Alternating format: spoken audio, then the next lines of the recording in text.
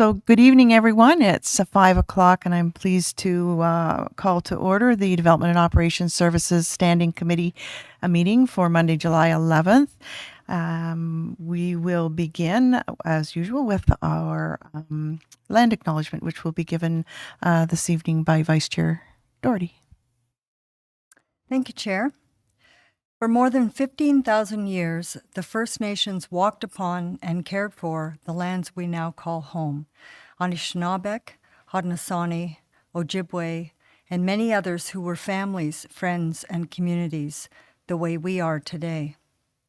The town of Collingwood acknowledges the Lake Simcoe-Nottawasaga Treaty of 1818 and the relationship it establishes with the original inhabitants of Turtle Island. We acknowledge the reality of our shared history and the current contributions of Indigenous people within our community. We seek to continue empowering expressions of pride amongst all the diverse stakeholders in this area. We seek to do better and to continue to recognize, learn, and grow in friendship and community, nation to nation. Thank you very much. It is also wonderful to note that we continue to have people in the gallery and also joining us virtually.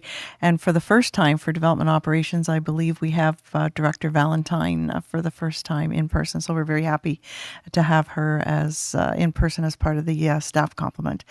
So with that, we have the adoption of the agenda, which is up next. And I should note that staff have realized that 6.4 that was reflected in the published agenda had need to be updated as it appeared with staff's recommendation within the Public Works report.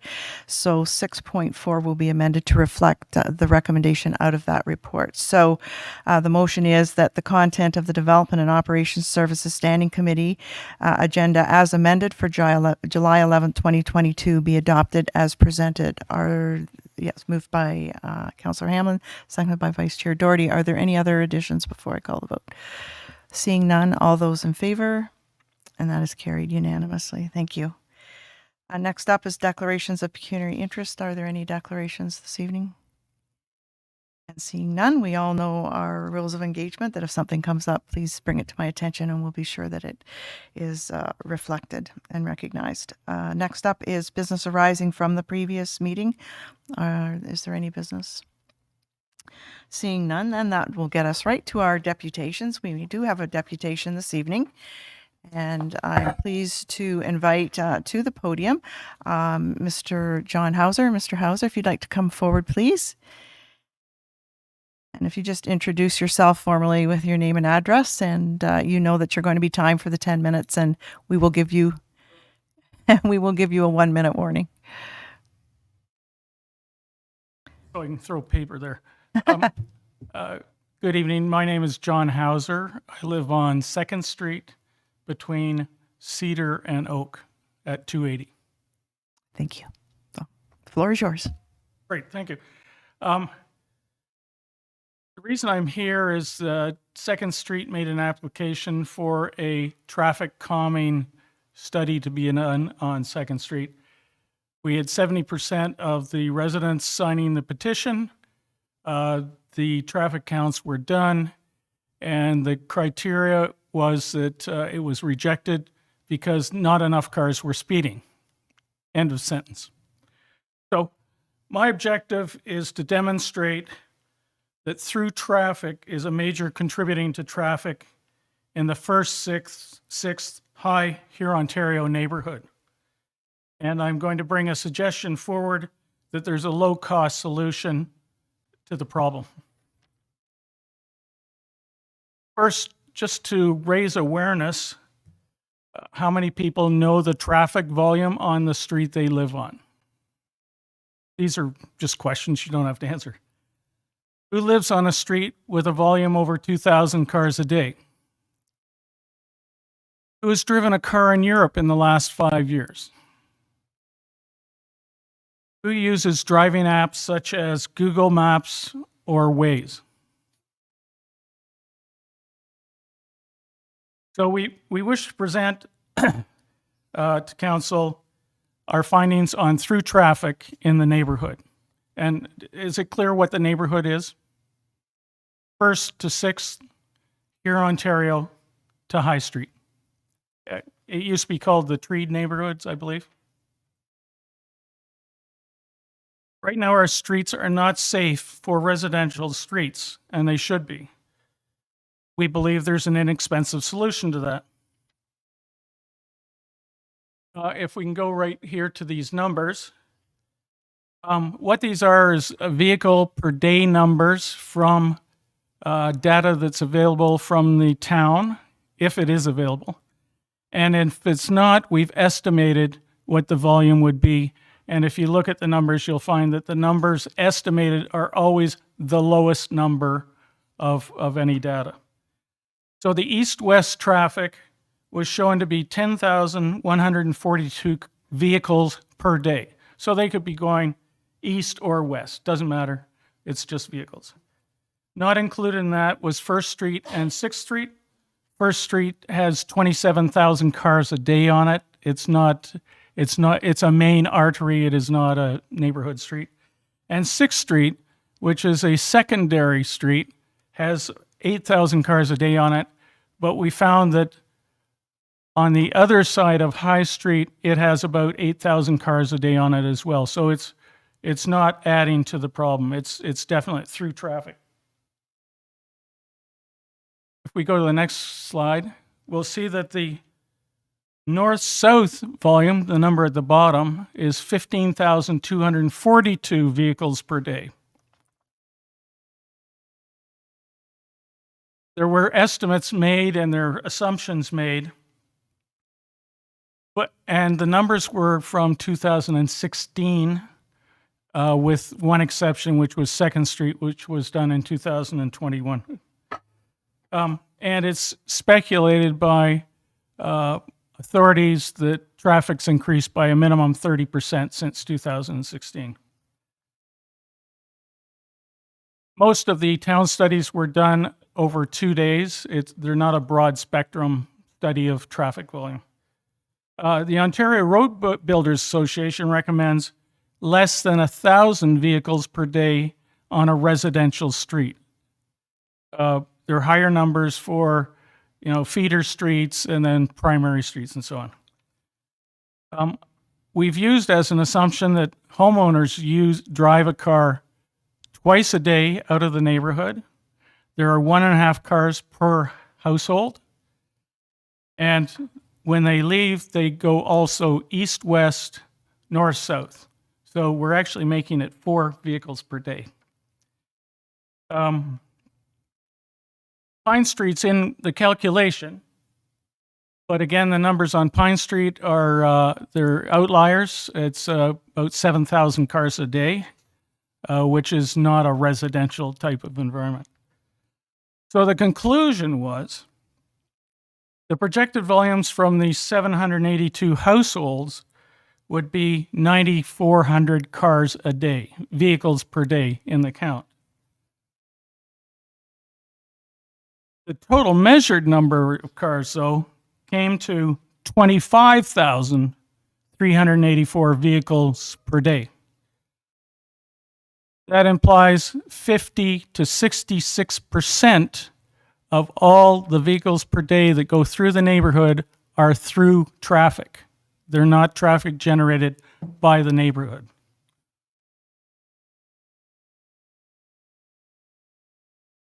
Obviously, this traffic should be deflected to primary roads. And the reason I'm also here is the official plan should be addressing this issue.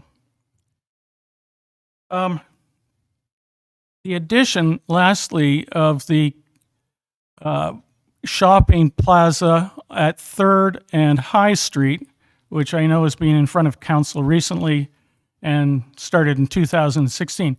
In their plan, they project 2,000 cars a day, which is 4,000 vehicles per day, assuming people just come and go.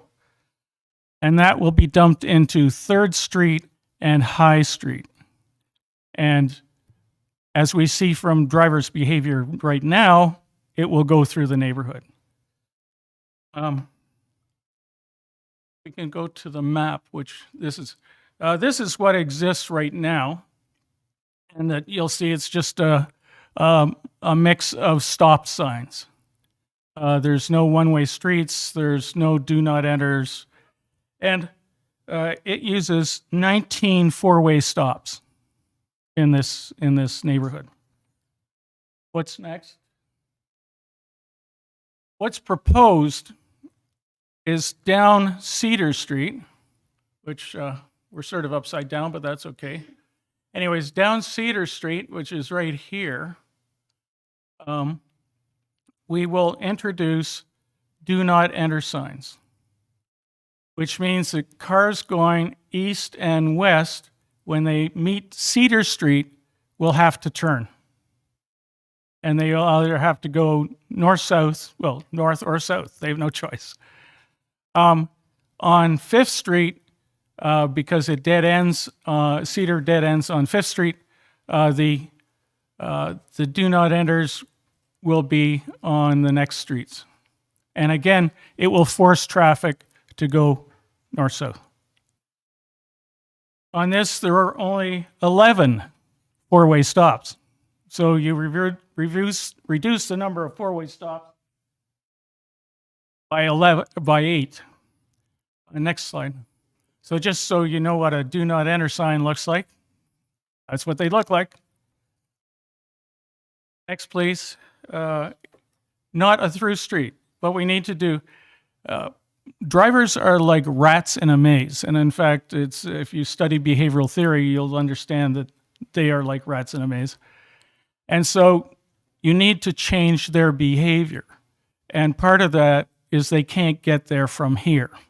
They can get there, but they can't get there from here. And they will obviously move to the easiest way to get anywhere.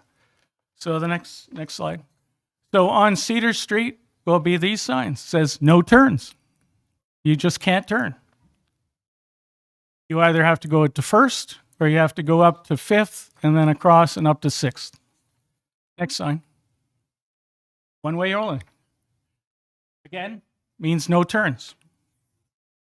By the way, these signs cost anywhere from, I think, $100 to $300 each. Next sign is no trucks. We found just on 2nd Street that about 4% of the vehicles are heavy trucks. And if you think about it, the trucks prefer to use the 1st Street bypass or 2nd Street because it's easier to get into McDonald's coming off 2nd Street because the truck doesn't have to make the turn on 1st Street. And they do the same thing with most of, wherever there's a stoplight, you'll see trucks doing that. So next, please. So analyzing it, what's wrong with it? Mr. Housser, just so you know, the 1 minute. Okay. Is it's disruptive to traffic patterns. They're unhappy through drivers. There's some inconvenience to the neighborhood, obviously, and it puts pressure on the primary roads. But the pros are it reduces through traffic, it's low cost, it reduces safety issues, in that less cars mean less accidents. It's a quieter neighborhood. It has no impact on EMO vehicles. They can go through this. Next, please. These are two neighborhoods in Toronto, one neighborhood in Toronto that has done this. This is at St. Clair and Mount Pleasant. And the next one is in Aurora, which is Young Wellington, where people were cutting through to get to the GO station. And it was around 2,000 cars a day that were cutting through the neighborhood. So in conclusion, if I have 1 minute, okay. Through traffic negatively impacts neighborhoods. There's a low-cost solution. Driving apps encourage cut-through traffic. If you use Waze to go from Canadian Tire to the town hall, guess where it puts you? On 2nd Street. Recent studies this was just released by the town of London. During COVID, London created 60 traffic reduction areas in London. They've now done all the surveys and studies since that. They found that bicycle use has increased over 100%, car use is reduced by 50%, and everybody thought it would push all the traffic to the adjoining neighborhoods. It turned out it reduced those too. And they don't know why, but they think what it is that people just avoid it. That's it. Thank you. Questions? Well, thank you very much, Mr. Housser, for all your information, and I'll turn to our committee members and see if they have any questions of you. Councillor Doherty looks like she's going to ask one here. Actually, that's terrific presentation. Are you, what is it? What's your background? I mean, that was a fabulous analysis. I was a stockbroker. Same thing. It's all about Right, behavior. left, dollars and cents. Yeah, It's about statistics and behavior. Yeah. It took me half a year to figure out how am I going to create a model that I can understand what's going on. I've been talking to Yvonne and suggesting that the solution to traffic is not just traffic calming on specific streets, because all that does is push it to the next street. The solution is neighborhood solutions. But that then goes to the official plan and the traffic plan in the official plan. And that is where it really gets addressed. If you look at modern developments today, you will see that none of them have through streets. And that's how they keep the prices up and so on. But the old neighborhoods were developed during horses and buggies and carts, and they were designed on a grid because it was so efficient to get a horse from A to B. But we don't have horses anymore. We have like 400 horses in one car. Anyways, so I needed to grasp what the problem was, and that it's a bigger problem than just cars speeding on my street. Okay. It's a terrific presentation. I've seen those solutions used when a municipality wants to create bicycle or active transportation priority streets. So same idea, reducing traffic, but the notion of just applying it just to reduce traffic, just because we want to, is terrific. And I hope that you will make this presentation when we start soliciting for public feedback of our new official plan, which will be upcoming in the next couple of months. Perfect. I'd love to be there. Right. I think that it is, for instance, there's a lot of money being spent on Maple Street and the bike lane that was going to go through it. And until you deal with the neighborhood volume of traffic, you cannot deal with a specific bike lane. There will still be bad intersections. There will be a lot of areas where you just can't solve the problem because there are just too many cars. And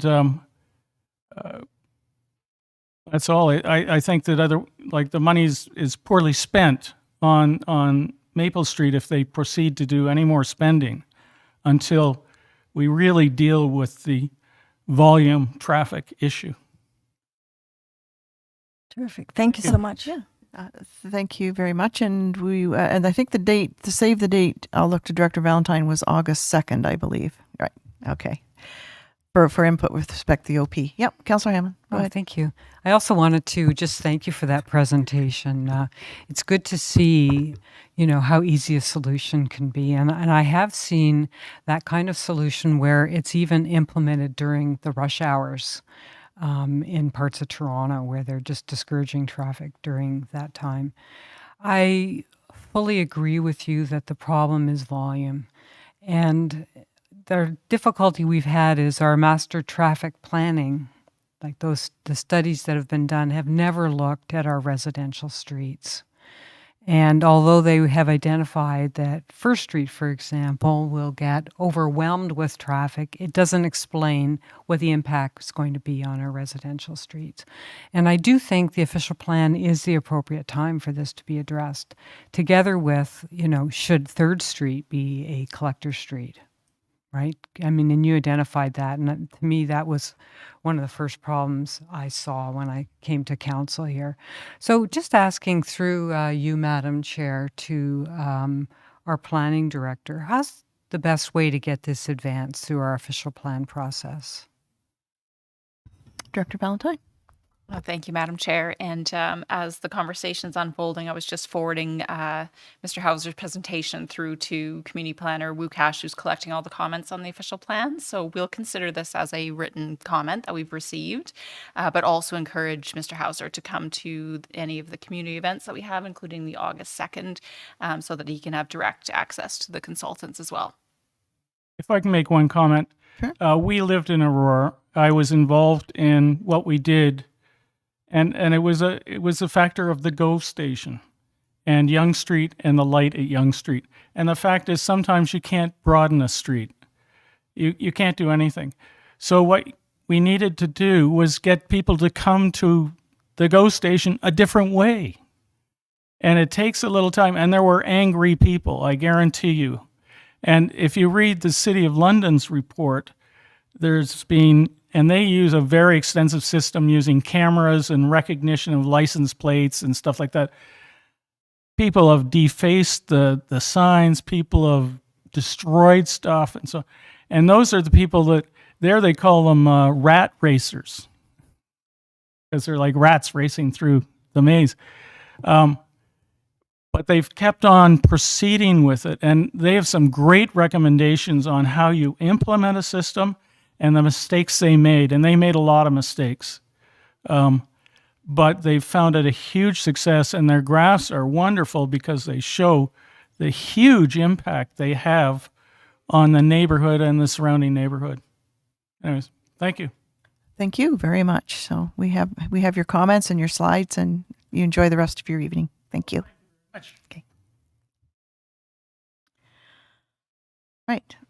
So next up are our staff reports, and 6.1 is the heritage designation of 310 7th Street and 294 Beech Street. And I'll ask Director Valentine to introduce the item and the staff that will be presenting.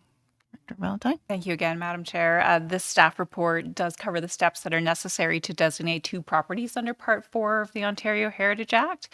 In both cases, the requests did originate from the property owners, and in both cases as well, the properties were evaluated by the town's expert, and they were found to have heritage value across a number of categories. And therefore, our recommendation today is to move forward with the actions required for designation. And Community Planner Teakle is here to take committee through the details of this particular report and an overview of the properties. Thank you. Community Planner Teakle. Thank you. And committee members. All right, so this is the presentation for staff report P 2022-24. Next slide, please. So we'll start with 310 7th Street. So 310 7th Street is located on the south side of 7th Street and east of Walnut Street. The owners of the property, Heritage Community Church, have requested that the property be designated as the property, in their words, is a significant landmark of direct descendants of freedmen, freedwomen, freedom seekers, the enslaved, and fugitives who established a flourishing Black settlement in Collingwood, also known as a northern terminus of the Underground Railroad. The property contains a 1976, as well as a 2018 edition, church building that's an example of a contemporary place of worship in a small urban community in Ontario. It's representative of the economic and socio-cultural values expressed in built form by persons of African descent and Methodist faith in Collingwood. This is a Part 4 designation, meaning that the property would be individually designated and is outside of the Heritage Conservation District. As such, the property's individual designation bylaw would govern the protection of the property and not the district plan. Next slide, please. So the owners made the request in June of 2021. This request was received by the Heritage Committee and recommended in favor of at their August 9th, 2021 meeting. Following the owners' review, the Heritage Committee received and supported the recommendations of the Cultural Heritage Evaluation Report for the property at their May 22nd, 2022 meeting, and recommended that Council proceed with the issuance of a notice of intention to designate. Next slide, please. So the Cultural Heritage Valuation Report or Designation Report completed by Sumerdoc Historical Consulting is appended to the staff report.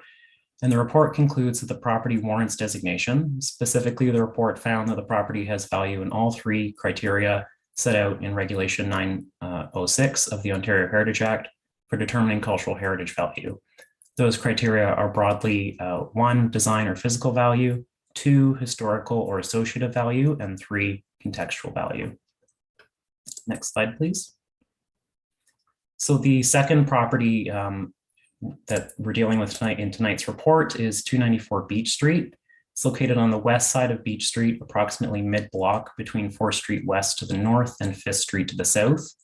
The owners of the property are Laurel Lane Moore and John Moore, who have requested that the property be designated to ensure that the house is retained for the benefit of future generations and to ensure that, or to recognize the importance of smaller historic homes. The property contains an 1884 Gothic Revival style cottage that's a representative example of housing built for middle-income households in Collingwood in the 1880s. And it's likely an example of the workmanship of Thomas Fowler, an English-trained mason and bricklayer, and the dwelling's first resident. This is also a Part 4 designation, meaning the property, again, would be individually designated and located outside of the Heritage Conservation District and governed by the property's individual bylaw and not the district plan. Next slide, please. So the owners of 294 Beech Street made their request in September of 2021. That request was received by the Heritage Committee and recommended in favor of at their September 20th, 2021 meeting.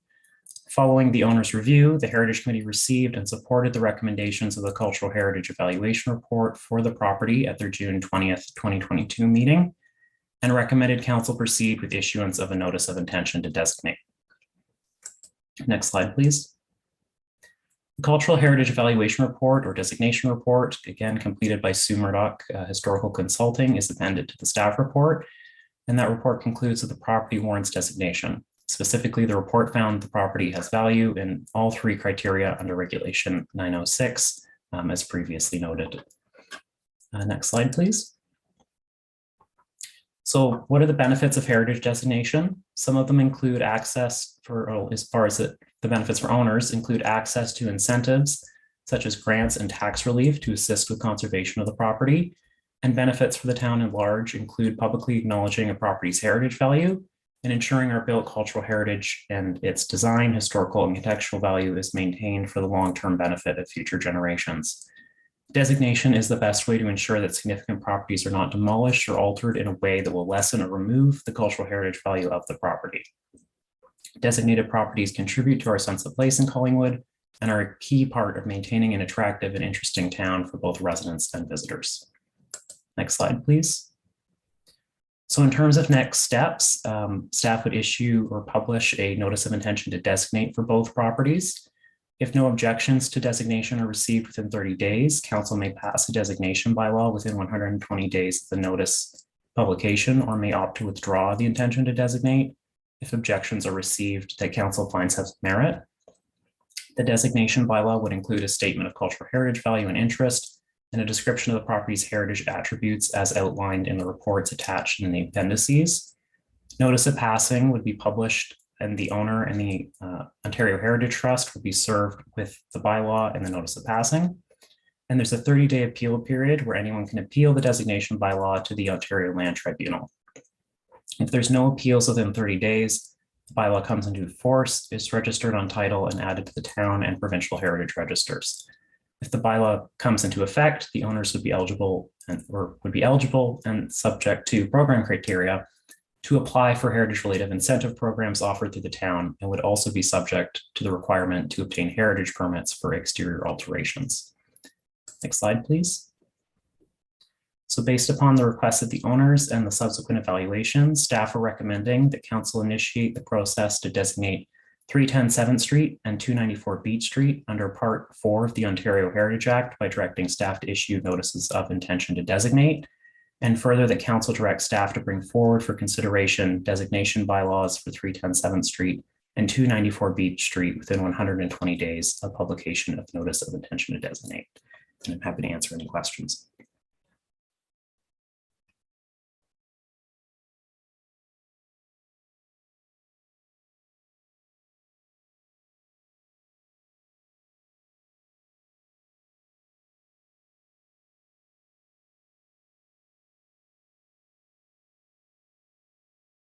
Chair Jeffrey. We'll start with the attendees in the gallery. So if there's anyone wishing to speak to the staff report, if you could please come up to the podium. And we'll turn to our remote participants. If there's anyone wishing to speak to the staff report, if you could please press the raise your hand feature at the bottom of your screen. And there's no one wishing to address the staff report this evening. Thank you, Deputy Clerk Dahl. So I will put the motion on the floor. The staff report P 2022-23 Heritage Designation of 310 7th Street and 294 Beech Street be received, and that Council initiates the process to designate 310 7th Street and 294 Beech Street under Part 4 of the Ontario Heritage Act by directing staff to issue a notice of intention to designate, and further that Council directs staff to bring forward for consideration a designation bylaw for 310 7th Street and 294 Beech Street within 120 days of the publication of the notice of intention to designate. Could I have a mover and a seconder, please? Acting Mayor Hull and Councillor Hamlin. And are there any questions or comments with respect to this matter, noting that there will be two specific bylaws, one for each property that will come to council, but we can vote on them together here. Oh, okay. Acting Mayor Hull. And then Vice Chair Doherty. Thank you. Through you to Planner Teakle. Specific to the church, 310 7th Street, for someone who's not familiar to the history and the significance from the cultural aspect of it, if they were just to look at the physical building, they would not appreciate sort of the heritage as it relates to, say, the other property that we're talking about tonight, or the others within either the district or ones that have been designated under Part 4. So how is that? I guess the question I'm asking is, how is that protected or enhanced, or how do we give opportunities to continue to enhance and use that particular use at that location, when it's not necessarily architecturally significant from an age perspective? And is there any way, I know that there's a plaque on the building, but the significance to the community and to the foundation of, the growth of the area, and the significance in terms of why members of the Black community in particular were migrating south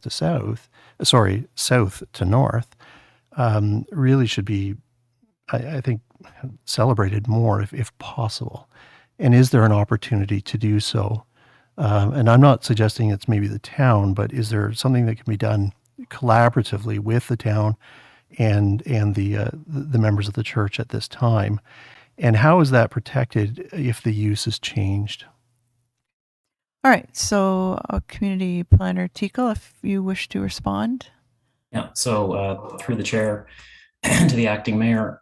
So the owners of the church have requested this designation as one of the ways to recognize the property and ensure that it's protected for the long term. And granted, it's not typical for us. However, it's not unheard of to have a building that's, was built in 1976 be designated. There are additional criteria, so it's not simply just design and physical value that needs to be met when considering criteria for designation. There's also the historical and associative value of a property, as well as the contextual value of the property. And in terms of the evaluation that was undertaken by Sue Murdoch, she found value in all three, however, leaning more heavily on the historical and associative value and contextual value. And by designating the property, it ensures that there is an ability to ensure that the property isn't altered or demolished in the future, whether it continues to be a church or the use transitions in the future, that would essentially remove, all and any memory of the context and the historical value of the very long-term use of a church that has been the center of the local African community in Collingwood. So that's, in summary, my answer. Okay, thank you. Any follow-up? Just a compliment. the report, like the slide presentation, and I don't mean this as a negative. It serves the purpose for the intent tonight, but the report that goes with this, I mean, it's fascinating, and the information that's provided by yourself and Sue Murdoch to the context of the history, to the peoples that made this congregation, I just, it really needs to be celebrated. Because when we look at some of the physical built form, say on, Minnesota Street or 3rd Street, you would step back and say, okay, I understand and appreciate from an historical perspective the architecture. But when something is, and I'm respectful when I say this, is so nondescript because it was built in 1976, you sort of lose sight of what the actual cultural value is. And I would argue that there's more cultural value and significance to this building than there is in just about anything else, save and except a few others within the community. So anyway, well done. It's a great report and nice addition. Okay. Yes, thank you. And I think it's kind of a step above an opportunity where we know that the physical existence of the heritage culture site is being lost, that we catalog. But not only have we been able to catalog the history, but we have owners who are willing to keep the location to commemorate it. So I'm sure going forward through the Heritage Committee, we can look for ways for that education and awareness, because it will be distinct by its difference from all the others. So, Councillor Hamlin, did you have a question? Well, I was just going to say I agreed with our acting mayor's comments about how fascinating the history is of this church, which from my reading seems to be the 3rd one on the site. And I just wanted to mention, and this might be something for our Heritage Committee if they were looking for a job, but probably a dozen years ago, I worked on a project in Creemore, and what we did was, although the town paid for the plaques, myself and another person, we decided where they would go, and this other person wrote up the blurb, and then we put a QR code on it that in this instant would link it back to this report that hopefully would be on what I understand will soon to be an improved website for our heritage in town, because that's how we could get, because this is fascinating, this report that's been written on the history of this church and our Black community. And I think people would like to read it, but it's really hard to find. And if you're out for a walk and you just see the church, if you could just, and maybe QR codes are an old technology, I leave that to staff, but something similar where they could just, anyway, I'll leave that. I think that would be great if the Heritage Committee could have a look at that. Thank you. Okay, thank you for that. All right, so if there's no other comments or discussion, then I'll call the vote. All those in favor, and that is carried unanimously. Thank you very much. Right, so brings us to 6.2, which is another planning staff report, P 2022-25, approval and authorization bylaw to execute a site plan control agreement, 121 Hume Street, mixed-use commercial residential building. And I will have Director Valentine introduce, and noting that we have the owners in attendance this evening. So. Thank you, Madam Chair. So as noted, this report is for a site plan approval application as well as execution of a site plan agreement for 121 Hume Street.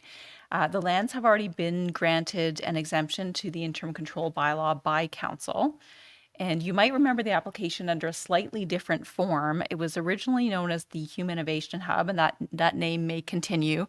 But it was originally an entirely commercial building. But since the exemption was granted to the interim control bylaw, the application has pivoted to a certain extent to retain the commercial uses on the ground floor, and now does contain residential uses above.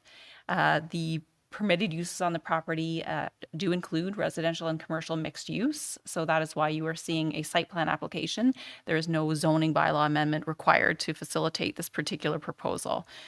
The proposal as revised does require some additional servicing capacity allocation to support the use. And just as a quick reminder that exemptions to the interim control bylaw are property specific, not proposal specific or applicant specific.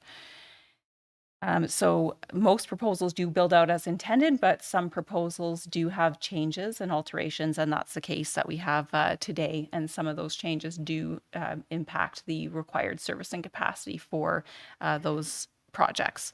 So we do have Manager Ayers here to walk us through the staff report and provide more detail on the servicing piece as well as other components of the project. And as you mentioned, we also have the applicants in the audience today. Great. Okay. Thank you, Director Valentine, and welcome, Manager Ayers. The floor is yours. Thank you, and good evening, Madam members of the committee. As Director Valentine indicated, I'm going to provide a brief overview of the site plan control application for 121 Hume Street this evening. Next slide, please. So this is an aerial image, a 2018 aerial image of the subject lands, which are located on the north side of Hume Street and the west side of Market Street. Surrounding land uses include commercial uses to the west and south, and residential uses primarily consisting of single detached dwellings located on commercially designated and zoned lands to the east and north. Next slide, please. So, as Director Valentine indicated, there was a pivot with this file. So just going over some of the file history, the original development proposal submitted in July of 2020 consisted of one multi-use commercial building with a gross floor area of approximately 2,150 square meters or 23,141 square feet of gross floor area. Given the prominence of the subject property as a gateway to the downtown core, planning services retained an urban design peer review form to help guide the applicant in achieving a successful design.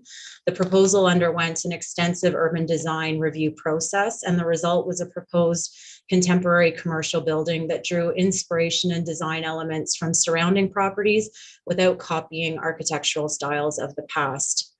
The proposed development was on track to be advanced to committee and council for consideration in September of 2021. And as Director Valentine indicated, it was granted an exemption to the town's interim control bylaw on July 19th, 2021 for approximately 18 single dwelling unit equivalents or SDUs of water capacity allocation. In the late summer or fall of 2021, the applicant requested the file be deferred to a future date in order to reevaluate their development strategy, among other matters. Following meetings with the applicant in late fall and early winter of 2021, Planning Services received a revised site plan submission on February 28, 2022 for a mixed-use commercial residential building. And I also note that the current development proposal requires a total of 34 SDUs of water servicing capacity, which is an increase of 16 SDUs over and above what was originally contemplated. However, as Director Valentine indicated, as the subject property was granted an exemption to the interim control bylaw in 2021, there's no further approval required with respect to these additional SDUs, and there was no need to undergo a merit-based evaluation of the proposal in against the servicing capacity allocation policy criteria. Next slide, please. So the site plan consists of one mixed-use building with 473 square meters or 5,091 square feet of gross floor area commercial space on the ground floor and 30 apartment units on the upper floors.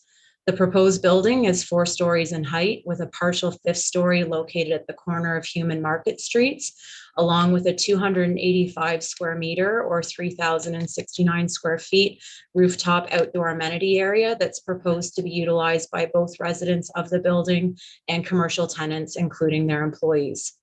A total of 24 surface parking spaces, including two accessible spaces and 33 underground parking spaces, including 1 accessible space, are proposed to support both the commercial and residential uses on the subject property. Next slide, please. So this is a slide of the proposed landscaping for the development. A wooden privacy fence, along with a variety of perennials and shrubs and some deciduous trees, are proposed along the northern and western property boundaries to assist with screening the surface parking areas.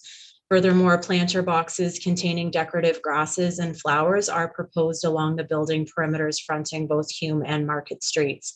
And the proposed tree planting will provide 8% of canopy coverage at maturity, which is generally considered appropriate based on the size and configuration of this infill development lot, and given that it is located in the downtown core. Next slide, please. So the following 4 slides illustrate the architectural renderings for the proposed building.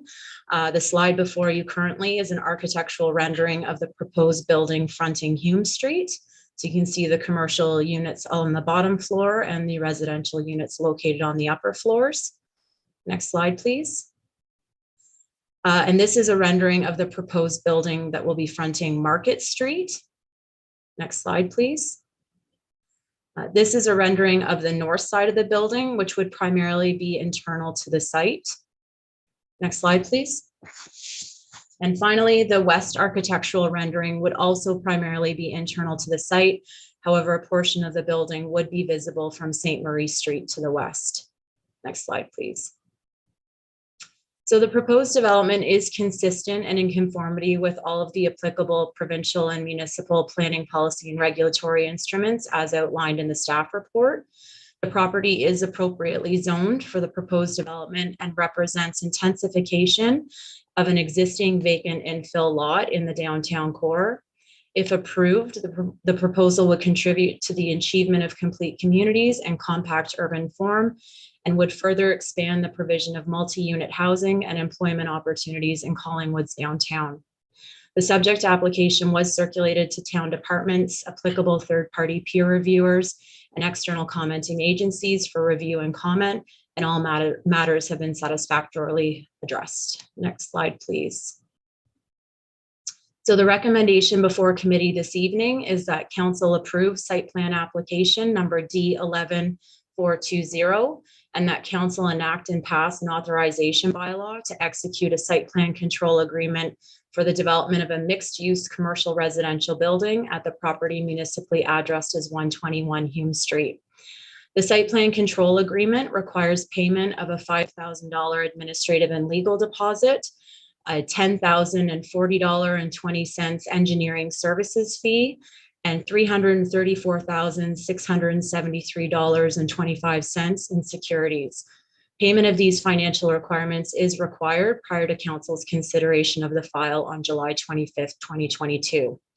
So just with respect to the securities required for this file and with any other files or associated with site plan control, I would note that these securities are required by the town in order to ensure that all of the internal and external site works and services, including landscaping works, and any other conditions required under the site plan control agreement are completed to the satisfaction of the town. Should the owner not complete the works or fail to comply with any requirement of the site plan agreement, the town may draw on those securities to complete any work or matter that is required to be done by the owner. Securities can be submitted in the form of a letter of credit issued by a financial institution, or cash or a certified check, which would be held by the town as a deposit. Upon substantial completion of the works, as well as completion of the applicable maintenance periods to the satisfaction of the town would reduce and ultimately release or return the securities to the owner. Securities are not a fee, but rather a type of deposit that can be returned or refunded, provided the requirements of the agreement are completed to the satisfaction of the town. And finally, the owner will also be required to pay for cash in lieu of parkland dedication, calculated at a mixed-use development rate equal to 2% of the appraised value of the lands to be used for commercial purposes, and 5% of the appraised value of the lands to be used for residential purposes. And payment for cash in lieu of parkland is required prior to building permit issuance. So this concludes my presentation of the file. I'm available to answer any questions the committee may have. And as previously indicated, the owners are in council chambers this evening, and I also understand their planning consultant is attending the meeting virtually, should members of the committee have any specific questions for them. Thank you. Thank you, Manager Ayres. So I will look to Deputy Clerk Dahl to check with our galleries to see if there's anyone wishing to speak to this matter. Thank you, Chair Jeffrey. If there's anyone from the gallery that would like to address the Standing Committee this evening, if you could please come to the podium. And we do have one remote participant who's interested in speaking. I have Michael Colts on the line. Okay, thank you. Good evening. It's actually Michelle Cutts from Rudy and Associates. I am the applicant representing the owners for the file. I just wanted to say thank you so much, Lindsay and your team, for helping us get through this. I know it's been a long haul. We've worked a lot with your town staff, and I think we've come to a really exciting building. We're really looking forward to moving it forward. And if you have any questions, I'm available as well. Thank you. Thank you very much, Michelle. Okay. Anyone else? If there's any other remote participants wishing to speak to the staff report, if you could please press the raise your hand feature. And there's no other interest at this time. Thank you, Deputy Clerk Dahl. So then with that, I will put the motion on the floor for committee consideration that staff report P 2022-25 approval and authorization bylaw to execute a site plan control agreement, 121 Hume Street, mixed-use commercial residential building be received, and that council approve site plan application file number D11420, and further that council enact and pass an authorization bylaw to execute a site plan control agreement for the development of a mixed-use commercial residential building at the property municipally addressed as 121 Hume Street. Can I have a mover and a seconder, please? Councillor Hamlin. And Vice Chair Doherty, and questions or comments? Councillor Hammond. Just briefly, I wanted to say how excited I am to see this project move forward. Like everyone, the owner of this property's had to pivot, the favorite word of COVID, to get a project that suits this time. And I love the design and can't wait to see it built on that site. So thank you for everyone who made this happen. Thank you. Any further comments? Councillor Doherty? Yes, thank you. And I will repeat Councillor Hamlin's remarks that this is a very exciting project. It's an excellent fit for that particular lot. It's an excellent fit for the area. And it certainly is needed from the point of view of function, and in particular with the residential aspect, the mixed-use aspect. It also, although the planner on the project did allude to the fact that it was a long haul, I'm sure it always does feel like a long haul.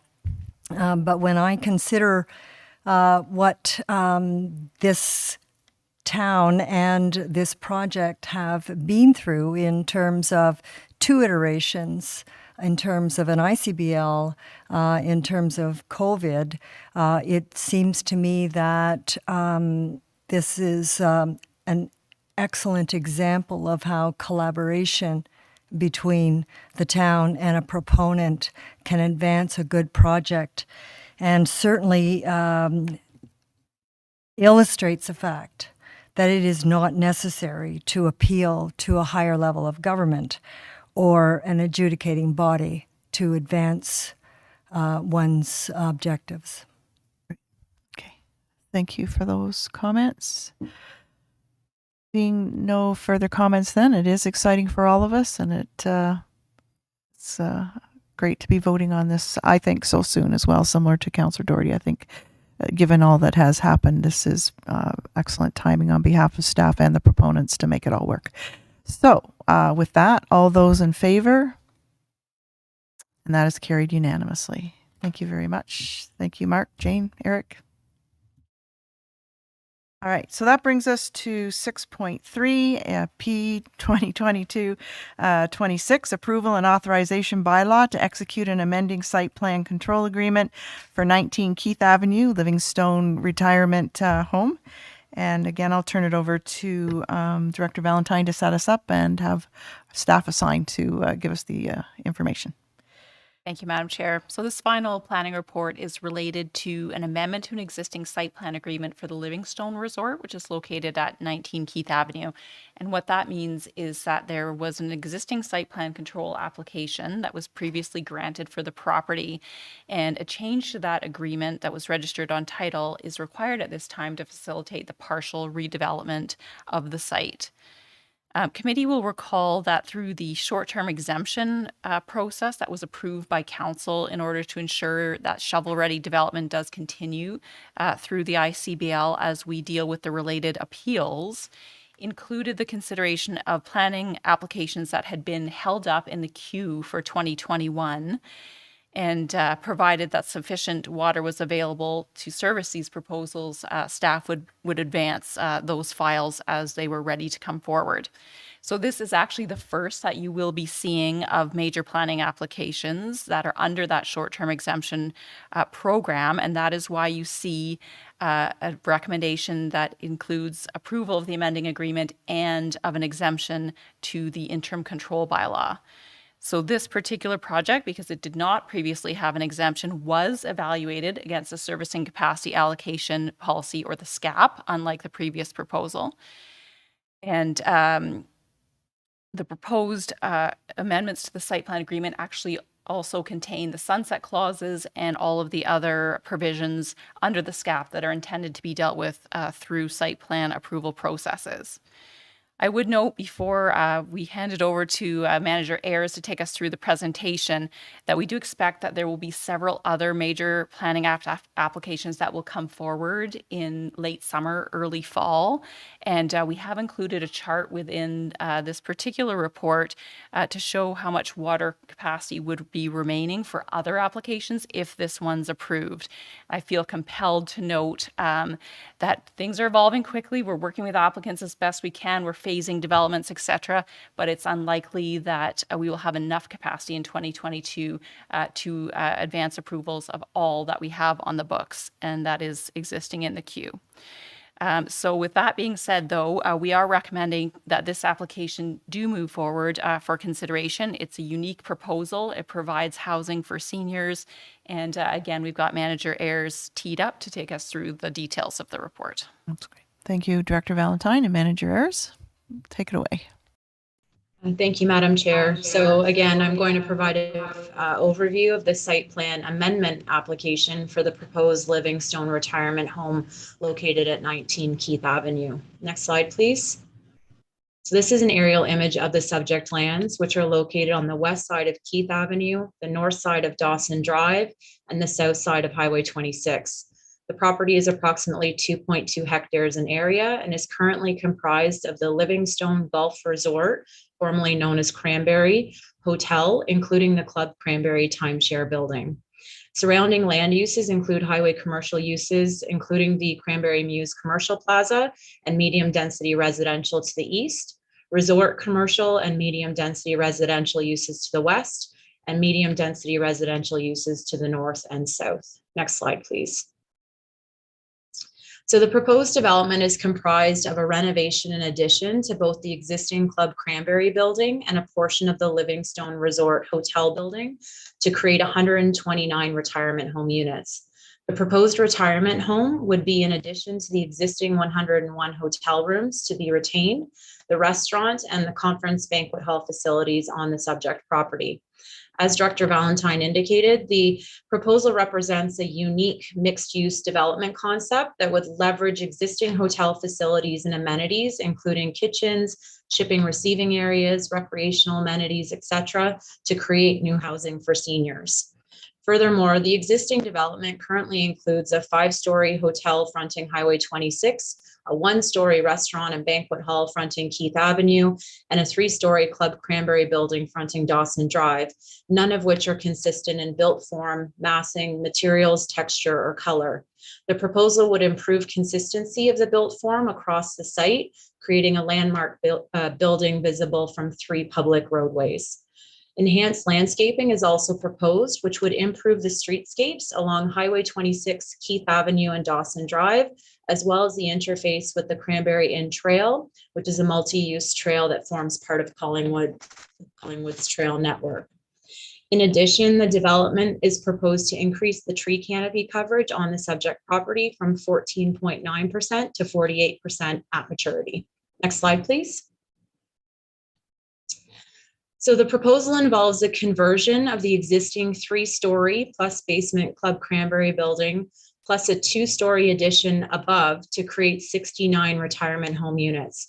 The proposal also involves a 3-story addition above the existing Livingstone Resort restaurant and indoor swimming pool, and a 5-story addition in front of the existing garage and delivery room for an additional 60 retirement home units.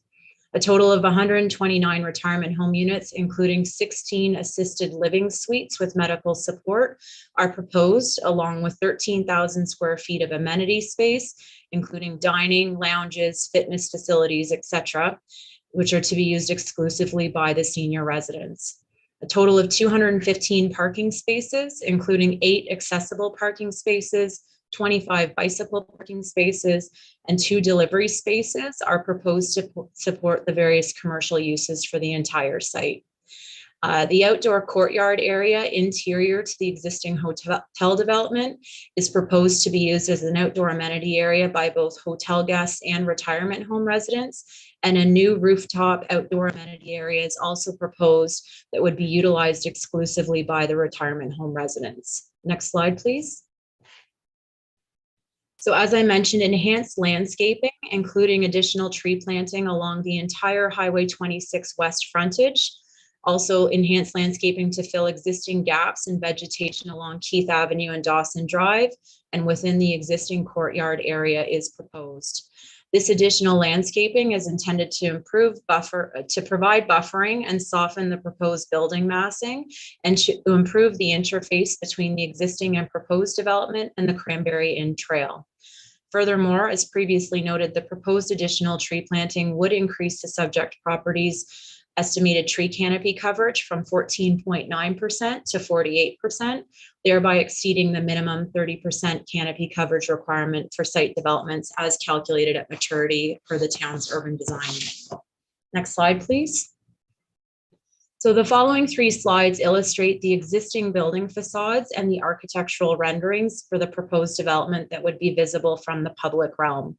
This first slide includes an image of the existing 1-story hotel entrance with the 5-story hotel to the right, fronting Highway 26, as well as the architectural rendering of what is proposed. Next slide, please. So this slide includes an image of the existing hotel, restaurant, and conference center and banquet hall entrances fronting Keith Avenue, as well as a rendering of what is proposed. Next slide, please. And finally, this slide includes an image of the existing shipping and receiving area with the Club Cranberry building to the left, fronting Dawson Drive, as well as the architectural rendering of what is proposed. Next slide, please. So the proposed development is consistent and in conformity with all of the applicable provincial and municipal planning policy and regulatory instruments as outlined in the staff report. The property is appropriately zoned for the proposed development and represents intensification of an existing developed and municipally serviced commercial site, minimizing the need for additional land consumption. If approved, the proposal would contribute towards the achievement of complete communities and compact urban form, and would further expand the provision of a diverse range and mix of housing options and create additional employment opportunities in Collingwood. The subject application was circulated to town departments, applicable third-party peer reviewers, and external commenting agencies for review and comment, and all matters have been satisfactorily addressed. Next slide, please. So approximately 75 single dwelling unit equivalents, or SDUs, of water servicing capacity allocation are required over and above the existing uses on the subject property. Planning Services completed a merit-based evaluation of the proposed non-residential development against the servicing capacity allocation policy criteria, which resulted in a total score of 58.5 points out of a possible 95 points, or 62%. This merit-based evaluation of the development proposal exceeds the minimum 50% of the available points required for council's consideration. I would also note that non-residential developments do not have points available under Section E, housing affordability, of the capacity allocation criteria. However, the proposed development does provide seniors retirement home units and represents an innovative housing solution within a non-residential development that council may choose to consider as an additional merit of the proposal. Furthermore, I would note that the calculation of 75 SDUs is based on the town's 2007 development standards pertaining to the water supply system and more specifically water main design flows. It is my understanding that these standards are currently under review and may be updated by engineering and environmental services in the very near future, which could potentially result in a decrease to the 75 SDUs as currently calculated. Should this be the case, the staff report and amending site plan control agreement would be amended accordingly prior to council's consideration.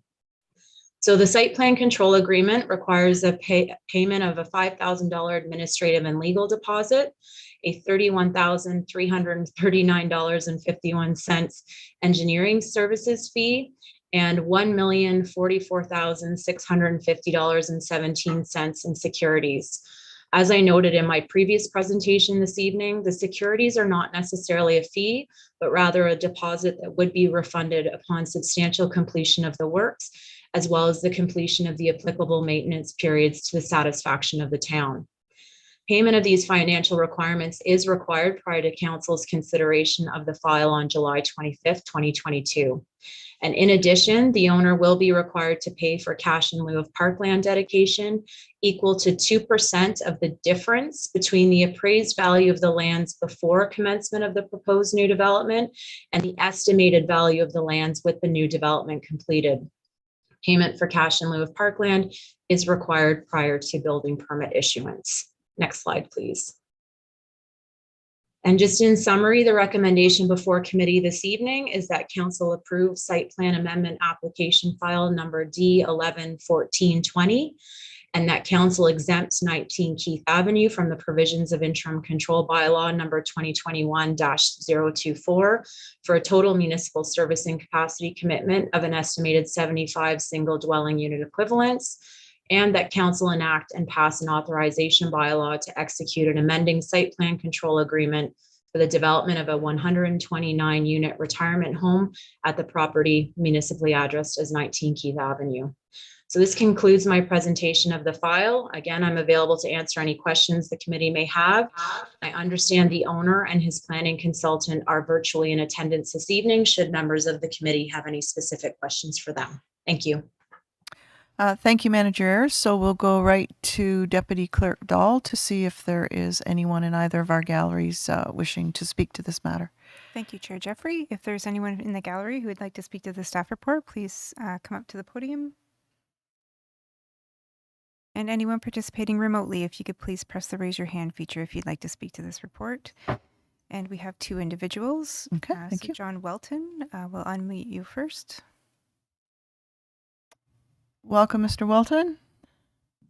Thank you very much. I have the table from the previous presentation that was on page 6 that indicated that there was 59 remaining unreleased SDUs. And so I'm just asking a question. It seems like a very worthy application. If it's requiring 75 SDUs, is that counted somewhere in the table before the remaining unreleased SDUs? Or is it a capacity issue? And so I'm just wondering. Thank you for your question. I see Director Slama has popped up on our screen here. Manager Ayres, if you wish, I will go to Director Slama first. Yes. Okay. Peggy, go ahead. Thank you, Chair Jeffrey. So the number that you're referring to, Mr. Welton, was 59 units that remain in available capacity, but we have not released in our 2022 allotments. So what is remaining for 2022 is the number that Manager Ayres mentioned, and I'm sorry if it's 176 or 178. On top of that, there were 59 additional available units that we have not yet released because those are remaining units total. So if anything happens to delay the implementation of the UV installation, we only have those 59 left, on top, of course, of our factor of safety. But hopefully that clears things up. Okay, Just thank going you to so check then. So with this application, is the number actually 178 plus 59 remaining? Through the chair. So the number that we have officially released to be allocated in 2022, there's 178 remaining. We have not indicated whether we would release those 59 yet. Okay, but this application would be included in The prior to 178 would come out of the 178. it comes out of the 178? Yes, that's correct. So the remainder will be around 103 then. That's correct. 90 something. Thank you. I understand. You're welcome. Thank you for asking the question. Deputy Clerk Dahl, the second person, please. Thank you, Chair Jeffrey. We have Larry Law, who's wishing to speak next. Welcome, Mr. Law. Good evening, everyone. I'm so excited to be able to show my excitement after 2 years of this project. I have to really show my gratitude, how much of a good time and working closely with the town staff are such though that we are proud to be able to come up with the project. And I'm sure that, that really satisfies a lot of people's goal. And in the 1960s, when I was really young, I learned that President Kennedy was saying that, don't ask what you can, what the government can do for you. And why don't we ask what we can do for the government? And that always be my personal passion and what I can do for the community. And hoping that this project could show that this is quite a good contribution, especially, when we're talking about a complete community. And to me and to many people, complete community, it means it's people-centered. And it also means that it is for the sensitivity and efficiency of the environment, human resources, economic growth, employment growth, and more important thing is how to help the housing shortage. And the mixed use of this project seem to be a good contribution of what we are trying to get on to a complete community. And the vision, to bring this unique senior living experience, an alternative that will appeal to the existing residents in the neighborhood and the community, to allow senior to remain in the community they call home.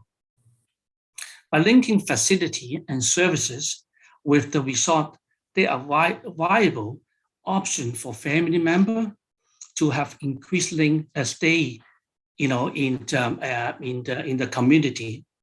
This is an example of increasing the quality of the life experience. We know that when we talk about the housing of the senior, we are not talking about the hardware only. I think the most important thing is how we can serve them with our loving culture, which is about the good and kind and caring. The more important thing is about the lifestyle. As such though, we have our team of our member. We are quite proud of our company culture, providing a very, very good customer service to the people, and as well as all the activity that will really enhance, their lifestyle. We call this thing as a living resort experiences. They are not living in a house. They are also living in a resort. We call it a resort living. And as such though, and we would be proud to share a lot more of the healthy and safe and exciting daily activity, including, their adult children coming from out of town, and they can even stay at the resort for extended stay. unlike the typical visit, usually only an hour or two. But here, they can, the adult children with the grandchildren, they can really can stay there. I was very touched. That when I went to visit some senior home and retirement home, and I was introduced to many of them. And many of them, hold my hand and without taking it away. How they're missing is the people touch, the time with people, especially after the COVID. Everyone just craving for the people connection. And I think we will be proud to be able to enhance this kind of in-person, lively and loving people relationship. And the other thing is about, my vision to also implement a unifying design to improve the design at this major corner. And the manager, Alicia, and saying that this is going to be a masterpiece.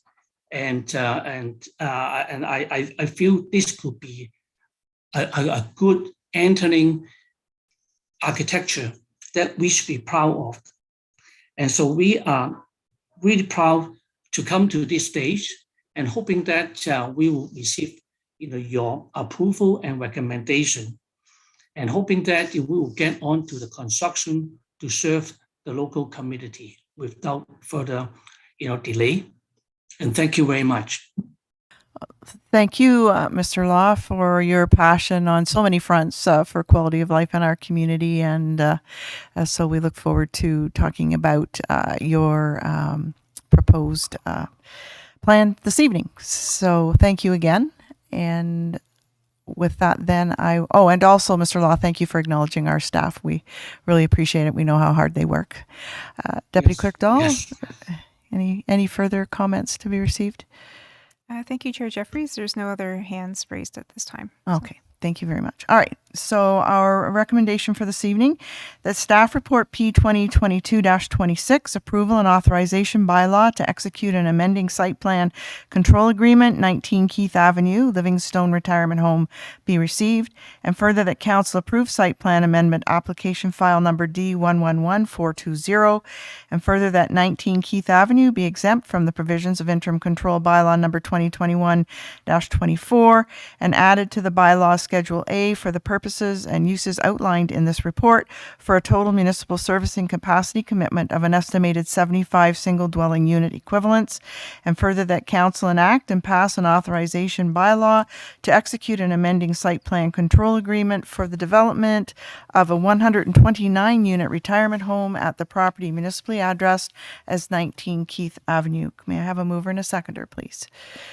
Moved by Acting Mayor Hall, seconded by Vice Chair Doherty. Questions or comments with respect to this project? Vice Chair Doherty. Thank you, Chair. And I just I have a couple of comments and questions for Mr. Law. First of all, Mr. Law, congratulations on such a unique form of mixed use. I mean, when I think about what mixed use is, I would never have put these two applications, senior residential and resort, together. And so it's very efficient use of, space and resources, and certainly something that is needed in the community, as you have flagged. I just had a couple of questions about the nature of the development, a little bit more detail. So the first is the seniors units. What's the tenure? Are they owned? Are they condominium? Are they rentals? Are they short-term rentals? Are they long-term rentals? What's the tenure? Mr. Law, are you available still? Yes, right. Yep. Yeah, thank you. Thank you for your question, Councillor Dorothy. Yes, this is going to be for the rental. And usually, for the older people of about 80 years old. And so we will be providing them with 3 meals. and on the long-term leasing arrangement. Terrific. There certainly is a need in this community for seniors' residences, and although I don't know whether you're proposing that this would be, on the lower end of the affordability continuum, it certainly seems as though affordability would be a very key issue when it comes to this demographic and staying in this community. The next question I had, I guess I'm wondering how these two uses will come together, because when I consider seniors' residences, and I think as an example of my mother where she's living, and the notion of being next door to a hotel where there might be late night parties or people arriving late, or weddings, or that might not be something that a senior would find appealing adjacent to their home. So I'm just wondering if that's been considered, or how you would correct for that. Yes. Go Through ahead. you, Chairperson, Madam, and let me answer Councillor Dorothy. Thank you for your question. Absolutely, this is a management issue, this is an operational issue, and at the same time is a quite innovative business manner that we need to manage as well too. First of all, you can see that it's a mixed use thing, and however, the structure and has been well designed in a way that the usage of all this facility are quite physically separated. And as such, though, that all these senior, they are using the exclusive amenity. We build their own lounges, dining, and wellness facility, things like that, exclusive among themselves. It's almost like that nowadays, in the past 15 years, a lot of the mixed use of the hotel as well as the residents, they are doing that. But the benefit is very environmental. But at the same time, they have the privacy as well. So, and with the good construction, and I don't think there will be much of a physical interference one way or the other, especially we have a separate entrances. But on the other side, they can also take the time to enjoy the resort amenity as well too. Coming back to the control of the hotel guests, though, and this is the different kind of the resort living, and no such thing as a good or bad, because we always position ourselves that our resort living is for family use, which is very much different from Bull Mountain. And please don't misunderstand me. I'm not saying anything bad about Bull Mountain, but they are more for the party thing and younger people. But for us, we have our marketing position, which is for family. And we don't ever have any kind of big party noises, this kind of thing on the existing one already. So we are very confident that we'll be able to have quite a good integrated, living among the two. But on top of that, the really innovative thing is that this is a great way to attract the adult children, while they can have a fun at the resort, but at the same time, this is quite a good, interesting mix. And especially, we have been managing our resort for the past 30 years. As such, though, we have a very good, management team. That is it, why we're able to tackle on this desire. So many people for the last 5 years asking us that, hey, do you have something like this? Do you have the retirement home living and things like that? And we ask ourselves, though, this is something I think we can do well, because 90% of the expectation is something that we have been doing already. But other than, the most important thing is how to treat them with respect, how to treat them, with our loving care performed, by our loving staff. I think that is the key. Thank you. That's your questions? Yeah, just one more question, if I may, through Yes. you, Chair. Sorry, I forgot to That's fine. flag that the last time, and a comment. So just thinking about the resort aspect of this property, and I guess, and also taking into consideration Living Waters as well as Livingstone, will this result in a net increase or decrease in the number of units that you have as a hotel application? Through you, Chair, Madam, I'd like to answer your question, Councillor Dorothy. In terms of about the resort hotel room, we will be losing some. So I don't know whether I can answer your question correctly or not. Yeah, we will be losing some room because, as in the report, we have to convert some of the existing resort room into the retirement home. Thank you. And then the last thing I will just do is make a comment. This morning, when we were reviewing for the first time our draft official plan, there was discussion as to parkland dedication and cash in lieu of parkland. And I see that in this case, it will be cash in lieu. But I will just state that generally, for an application like this one, there would be, in my view, no better opportunity than to not permit cash in lieu, because to establish more amenity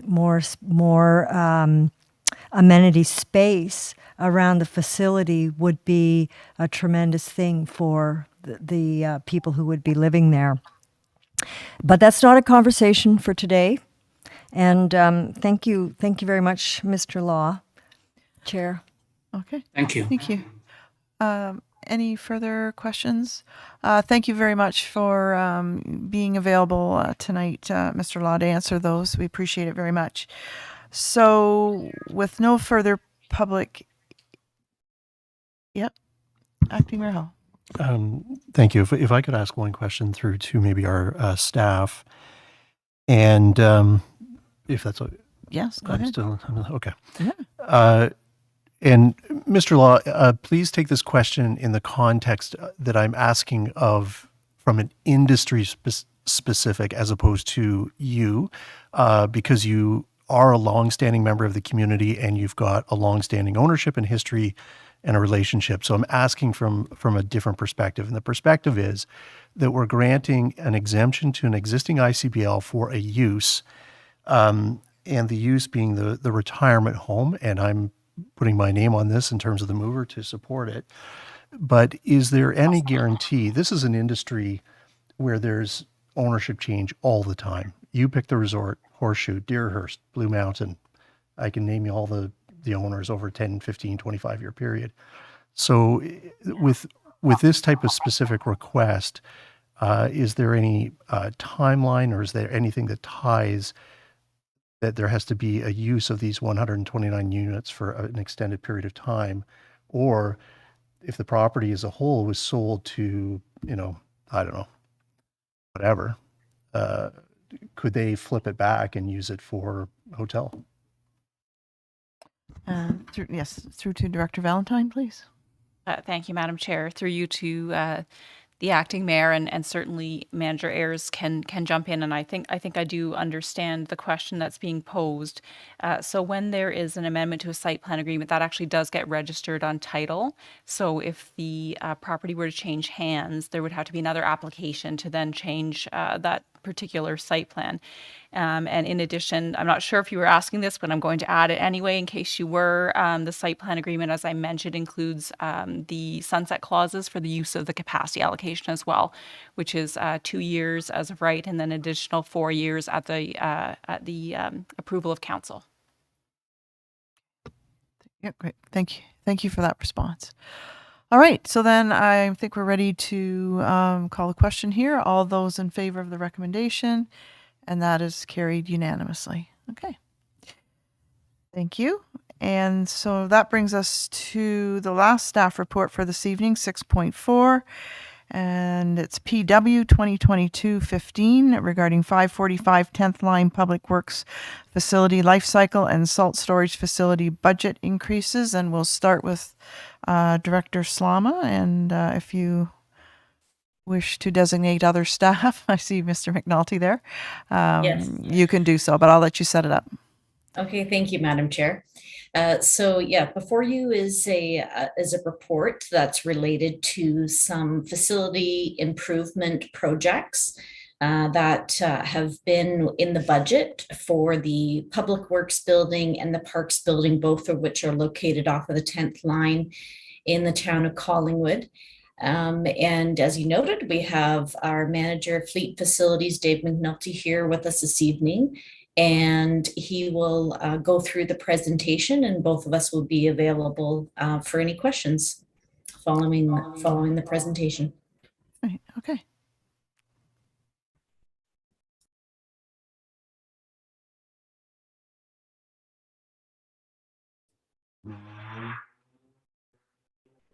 Thank you, and through the chair to committee. This will just be a brief report that gives you a little description of the various projects. So go to the next slide, please. So the first project on the list was the installation of additional perimeter fencing around both the 545 and 507 10th line properties. The rear of these properties was never previously fenced. So although it looked like it was secure from the 10th line, from the rear, it really wasn't. As well as the addition of a second automatic gate at the north entrance to 545 10th line. And what this really does is it helps with the traffic flow and moves the traffic away from the Humane Society building to some extent. And the north driveway into that site has better visibility, whether you're entering or leaving the site. There's better sight lines from the north entrance than there is from the south. So this project was originally planned for 2021. It was awarded in September of 2021 with the intention of completing it by the end of the year.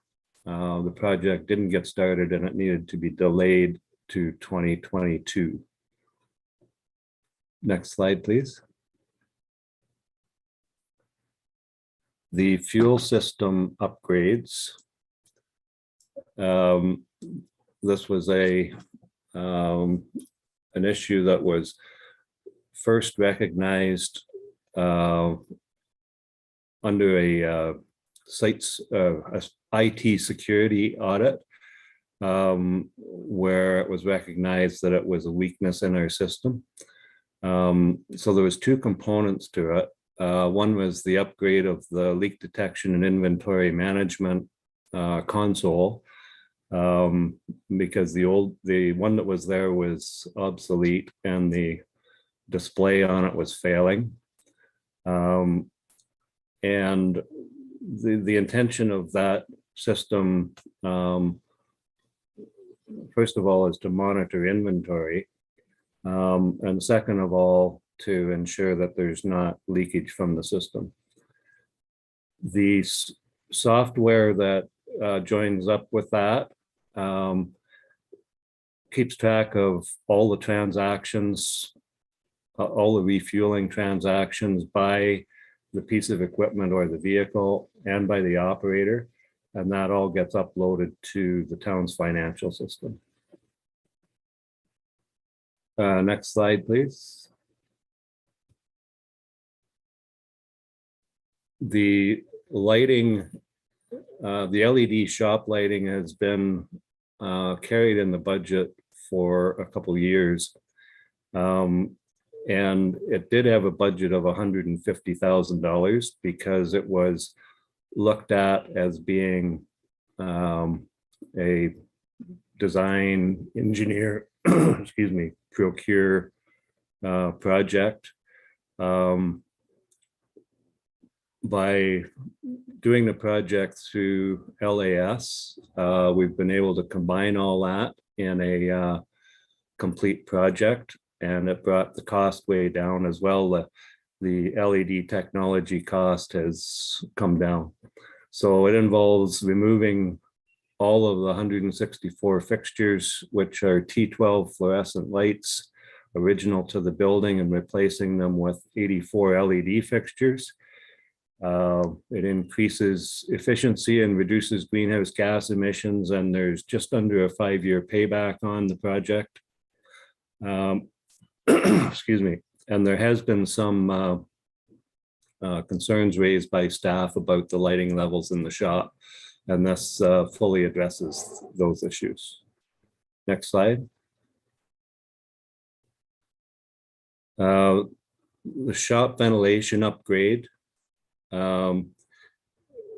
Originally, it was considered to be replacement of the air intake louvers and the exhaust fans, just because of the age of them, and we knew that the intake louvers were not functioning properly.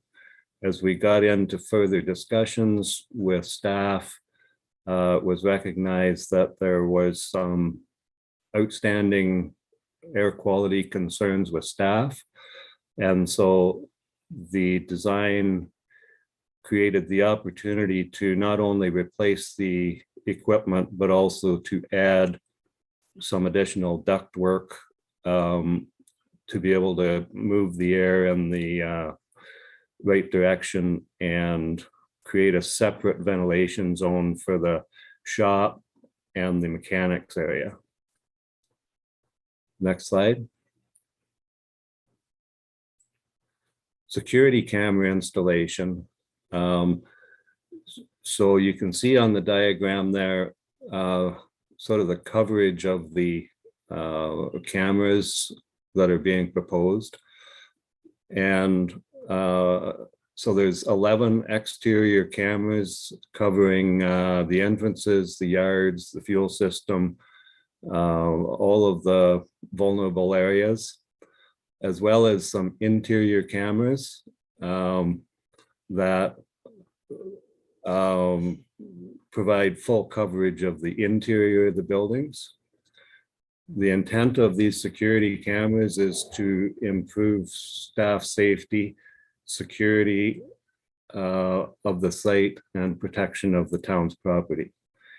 And the intention of this is not to monitor staff activities.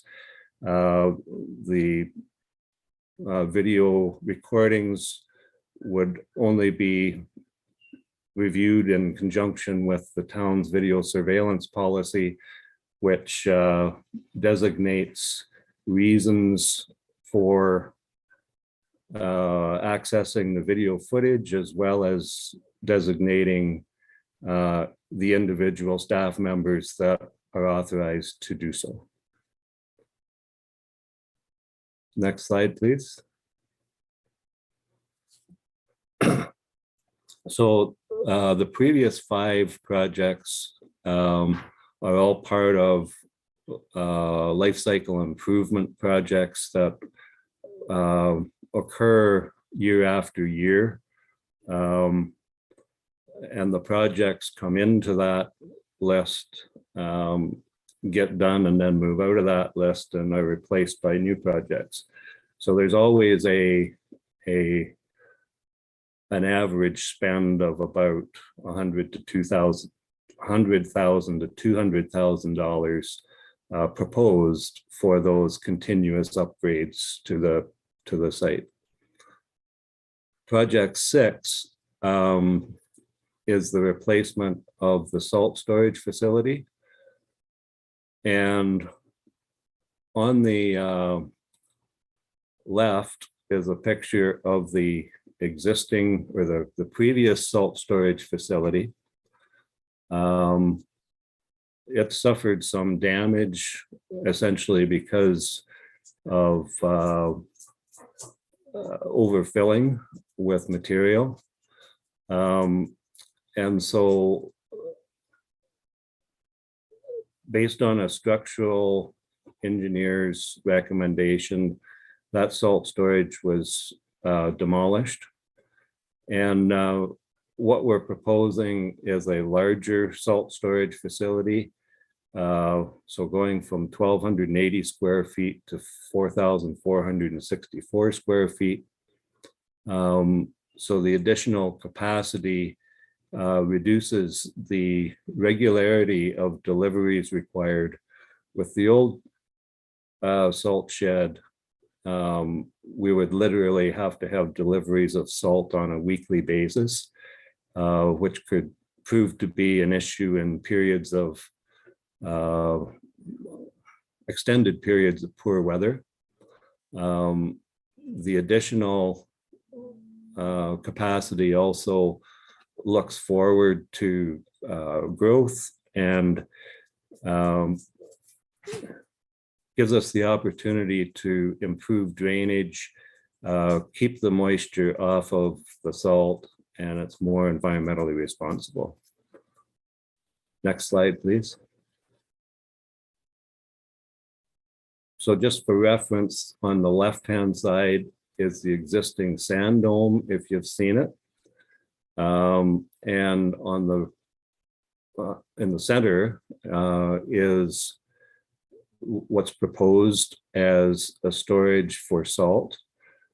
The two, although the salt storage would have a smaller footprint, it is essentially the same height as the existing sand dome.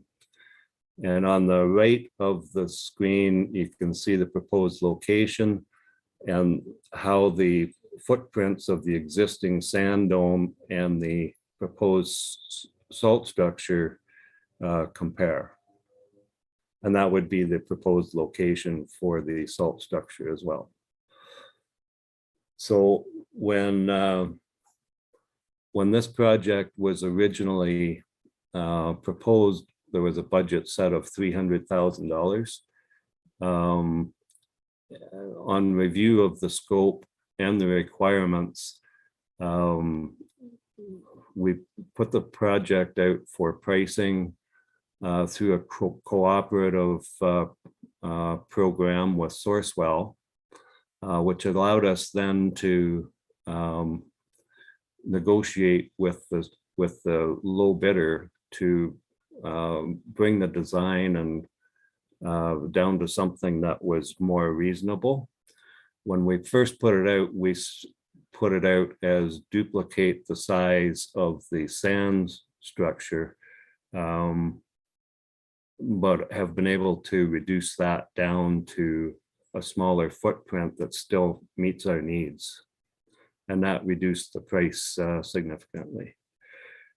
So an order for this structure is time sensitive if we want to have it in place for the winter season. At least a few weeks ago, the supplier could guarantee us that we could have it in place for in time to put salt in it for this winter season. But time is of the essence with this one. Next slide, please. So in summary, the first 5 projects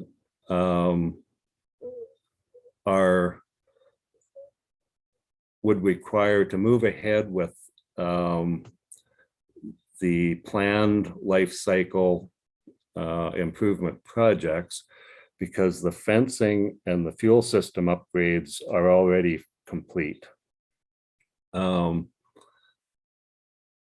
An additional $94,000 would be required to move forward with those projects. And in order to move forward with the proposed salt storage, an additional $125,000 would be required. And so there are advantages of moving forward with those projects at this time, which hopefully the report has explained. But without additional funding, they cannot move forward. Next slide. So from a funding perspective, there is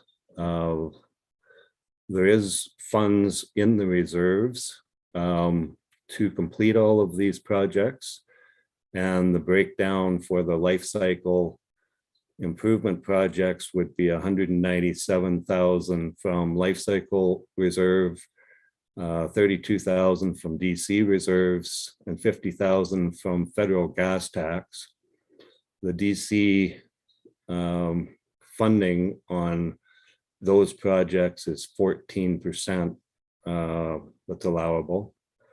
And on the salt storage facility, it would be split 50-50 between life cycle reserves and DC reserves. And so it's a matter of timing as to when the projects get done, but the funds are in the reserve accounts to move forward if you so wish. And next slide, please. So Peggy and I are here to answer any questions. Great. So thank you very much, Manager McNulty, for the report.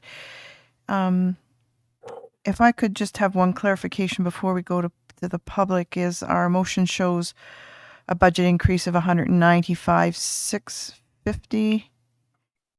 I saw a number on the chart of $219,073.40. I just want, oh, thank you. Deputy Clerk Dahl. Thank you, Chair Jeffrey. Unfortunately, the recommendation that was on the agenda summary was incorrect. I can read out the recommendation that was in the staff report. Okay, I that thought I had an clarifies. updated copy here, which is why I was still asking. That's what you gave me? They both say the same thing. I can read it out for. If you wouldn't, Yeah. well, yeah, that Yeah. would be great. Okay, so the recommendation in the staff report is that council receive staff report PW 2022-15 and that council authorize a total budget increase of $94,075 for the 545 10th line public works facility life cycle improvements to be funded through the federal gas tax LED lighting project, and the remainder from the life cycle reserve fund and the development charges reserve fund of 14% DC recoverable. And that council authorize a budget increase for the salt storage facility for $125,000 to be funded from the development charge reserve fund at 50% and the life cycle reserve fund for 50%. And again, I apologize for the confusion. Yeah, no, that's great. And if you could, I'll just either have you read that again when it comes to putting it on the floor for the committee, or if I have a copy by then, I will read it in. All right. So anyone from the public, Deputy Clerk Dahl, either gallery wishing to speak to this item? Thank you, Chair Jeffrey. If there's someone in the gallery who would like to speak to the staff report, if you could please come up to the podium. And we don't have anyone in our remote attendees list at this moment. Okay, that's great. All right, so I'm going to impose upon you to read in the recommendation for the committee again, please. Absolutely.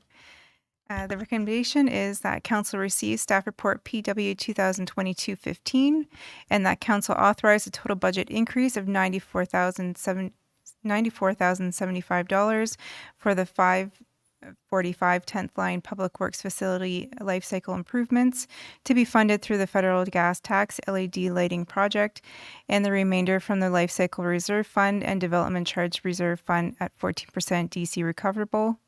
And that council authorize a budget increase for the salt storage facility for $125,000 to be funded from the development charge reserve fund at 50% and the life cycle reserve fund at 50%.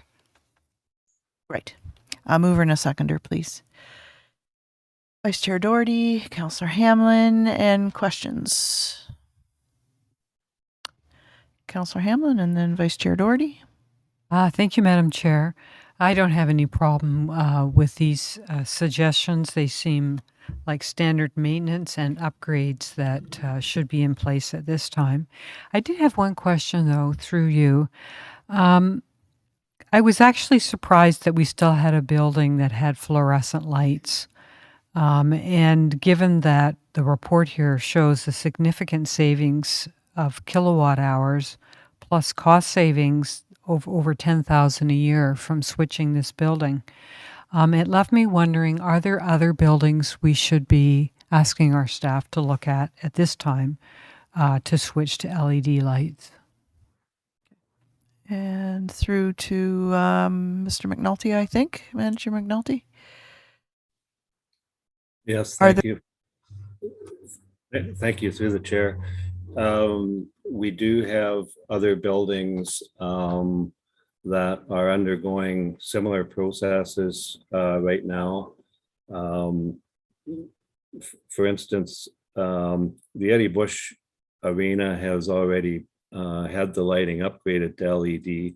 The curling, excuse me, the curling club is in progress right now.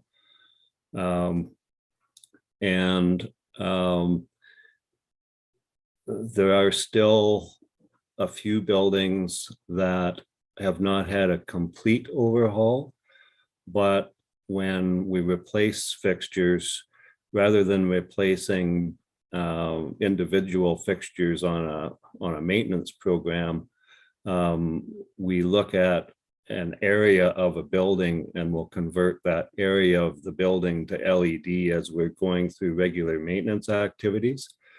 But we still have a few more buildings that need to be looked at. Okay, thank you. And again, through you, Madam Chair, I'm just wondering, is this a matter, and this is a question for staff, that our environmental staff person should be having on her agenda for purposes of seeing if this is something that we have the funds to move forward on sooner than later? Seeing the payback, at least for this building, is 5 years. Yeah. I think it's probably doing a lot for us on the greenhouse gas emission decline for our community as well. CEO Skinner, do you wish to respond to that? Whether I should be, actually, I'll also look to Deputy Clerk Dahl. It's really not part of the motion, but could maybe be done under other business if we were going to ask for it to be pursued. So maybe I'll move you down there now and staff can be prepared to respond at that point. Is that okay? Thank you. All right. So questions specific to the recommendation on the floor. Vice Chair Doherty, I believe that you had, did you have one? No? Yes, and it might be a small thing because I know we're not seeking a Better Homes and Garden designation, but the salt storage facility and the existing sand storage facility and the proposed salt storage facility are side by side, but they're two different shapes. And I'm just wondering if there's any wisdom or cost savings in making them both the same shape, or if it's just out of budget. Manager McNulty, would you like to take that one, please? Thank you, and through the chair. Yes, they are slightly different shapes, or they are different shapes. When we first, our first submission on pricing had a shape that was closer to the existing sand dome. But the manufacturer of the existing sand dome is no longer in business. And so it would never be exactly the same. And so when we look to the building supplier for efficiencies, what we found is that we could go down to one of their standard models, which decreased the cost of the project fairly significantly, as opposed to it being a custom size and custom model. And so that's where we ended up with the different shape. When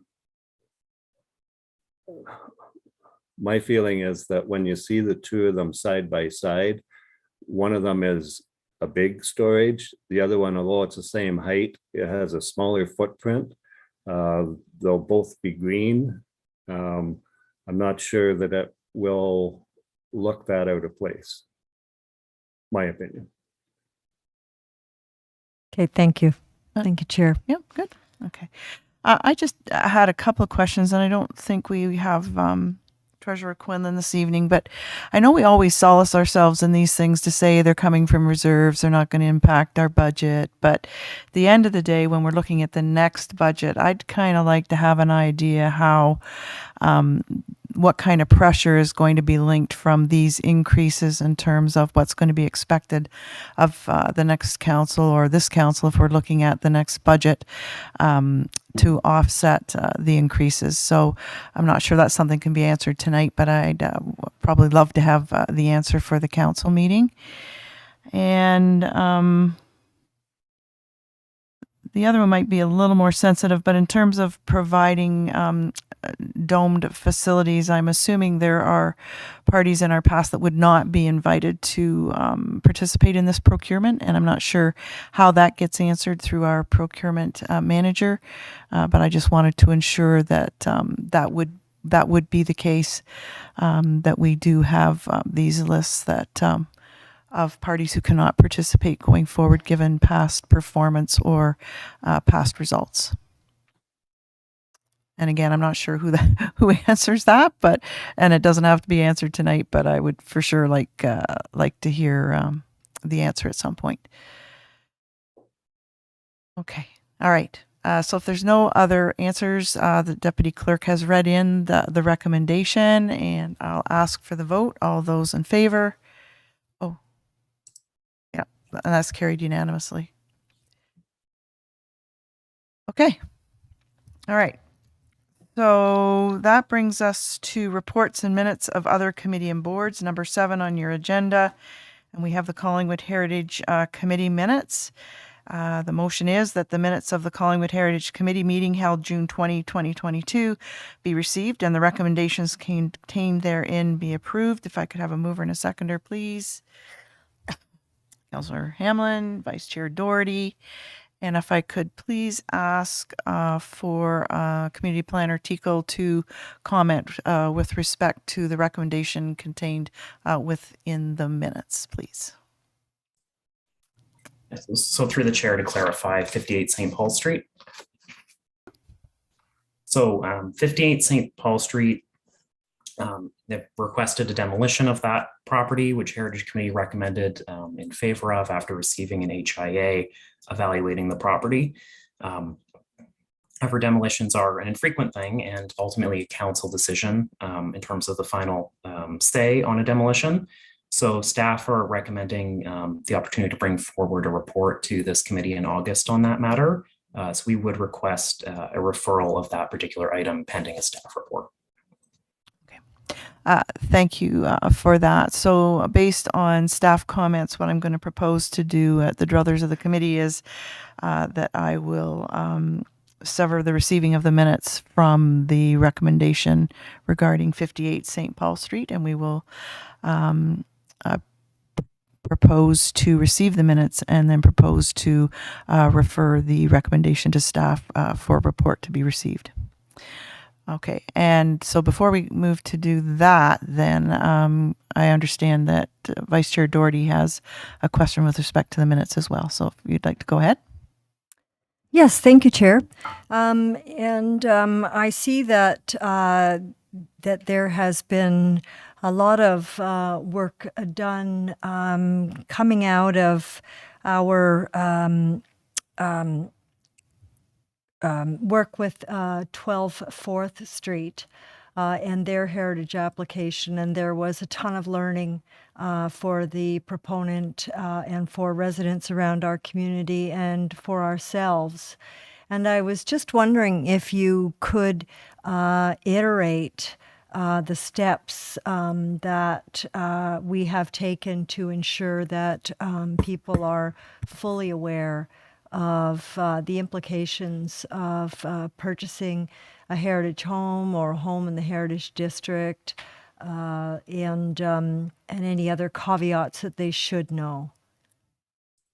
Certainly. So through the chair to Councillor Doherty, there's a number of things that have been undertaken in that regard. Firstly, we've been working with the local Realtors Association, provide them with resources to as to how to identify heritage properties, as well as to help them understand an owner's obligations as it relates to owning a heritage property. We've also updated the town's welcome letter that's sent to new property owners, describing the boundaries of the heritage district and how to identify individual heritage properties, as well as setting out and describing owners' obligations to obtain heritage permits for exterior alterations. We've also passed, or council has passed, a new heritage permit bylaw that enables warnings, notices, and stop work orders when work is being undertaken without a heritage permit. And an additional upcoming communications item, and in terms of an in-person matter, myself and members of the Heritage Committee will also be at the Farmers Market at least one Saturday in September to help inform the public as well.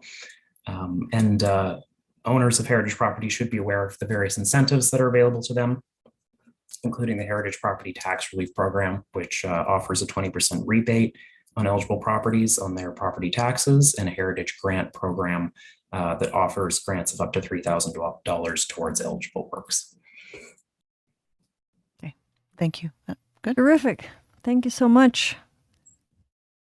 Okay, so I'm not seeing any other questions or comments. We have a mover and a seconder for to receive the minutes exclusive of the demolition recommendation with respect to 58 St. Paul Street. So all those in favor? That is carried unanimously. And if the mover and seconder are still okay with referring the demolition aspect of 58 St. Paul Street, refer it to staff for a report to come back. All right, so all those in favor? And that is carried unanimously. Okay, thank you very much. That brings us to the consent agenda item number 8, that council hear and receive the general consent agenda, and further that the information and opinions provided in the general consent agenda items are that of the authors and are not verified or approved as being correct. We have one item, 8.1, which is the MVCA board meeting highlights of June 24th, 2022. If I could have a mover and a seconder to receive, please. And Councillor Hamlin and Acting Mayor Hull. And we'll vote on the receipt. All those in favor? That is carried unanimously. And does anyone wish to pull the one item for comment? Seeing none, thank you very much. We are now on to departmental updates or discussion. We have one that is listed here, and it's going to be from Director Slama, and it's regarding the infrastructure aesthetics of light standards and hydrants. So, Director Slama, the floor is yours. Thank you, Madam Chair. I just thought it would be a good opportunity just to provide a couple of comments on how staff approach some of the aesthetics related to our hard infrastructure.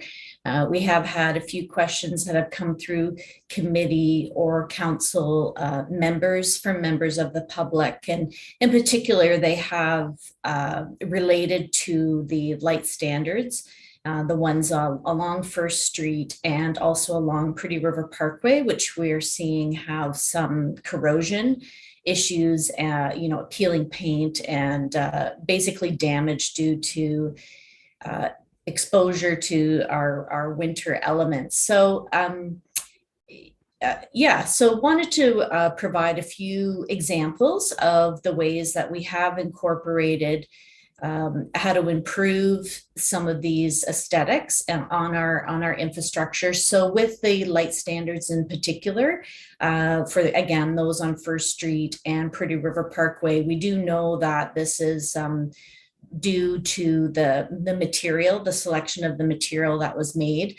So going forward and a few years back, we made the decision that we would not purchase any more light standards that are of the same type of material.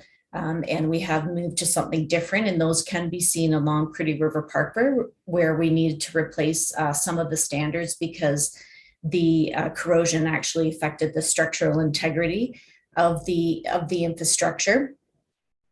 And we will, I have been talking with Public Works about whether we initiate a program to address the existing light standards that remain, still are not very pleasing to look at. And, just looking at the numbers though, it is a resource intensive exercise for our own staff to complete, and then just becomes a budgeting item to have someone do it externally. So this is something that we are looking at in particular in the Public Works budget for 2023. So you'll see if we bring something forward for council's consideration in the fall.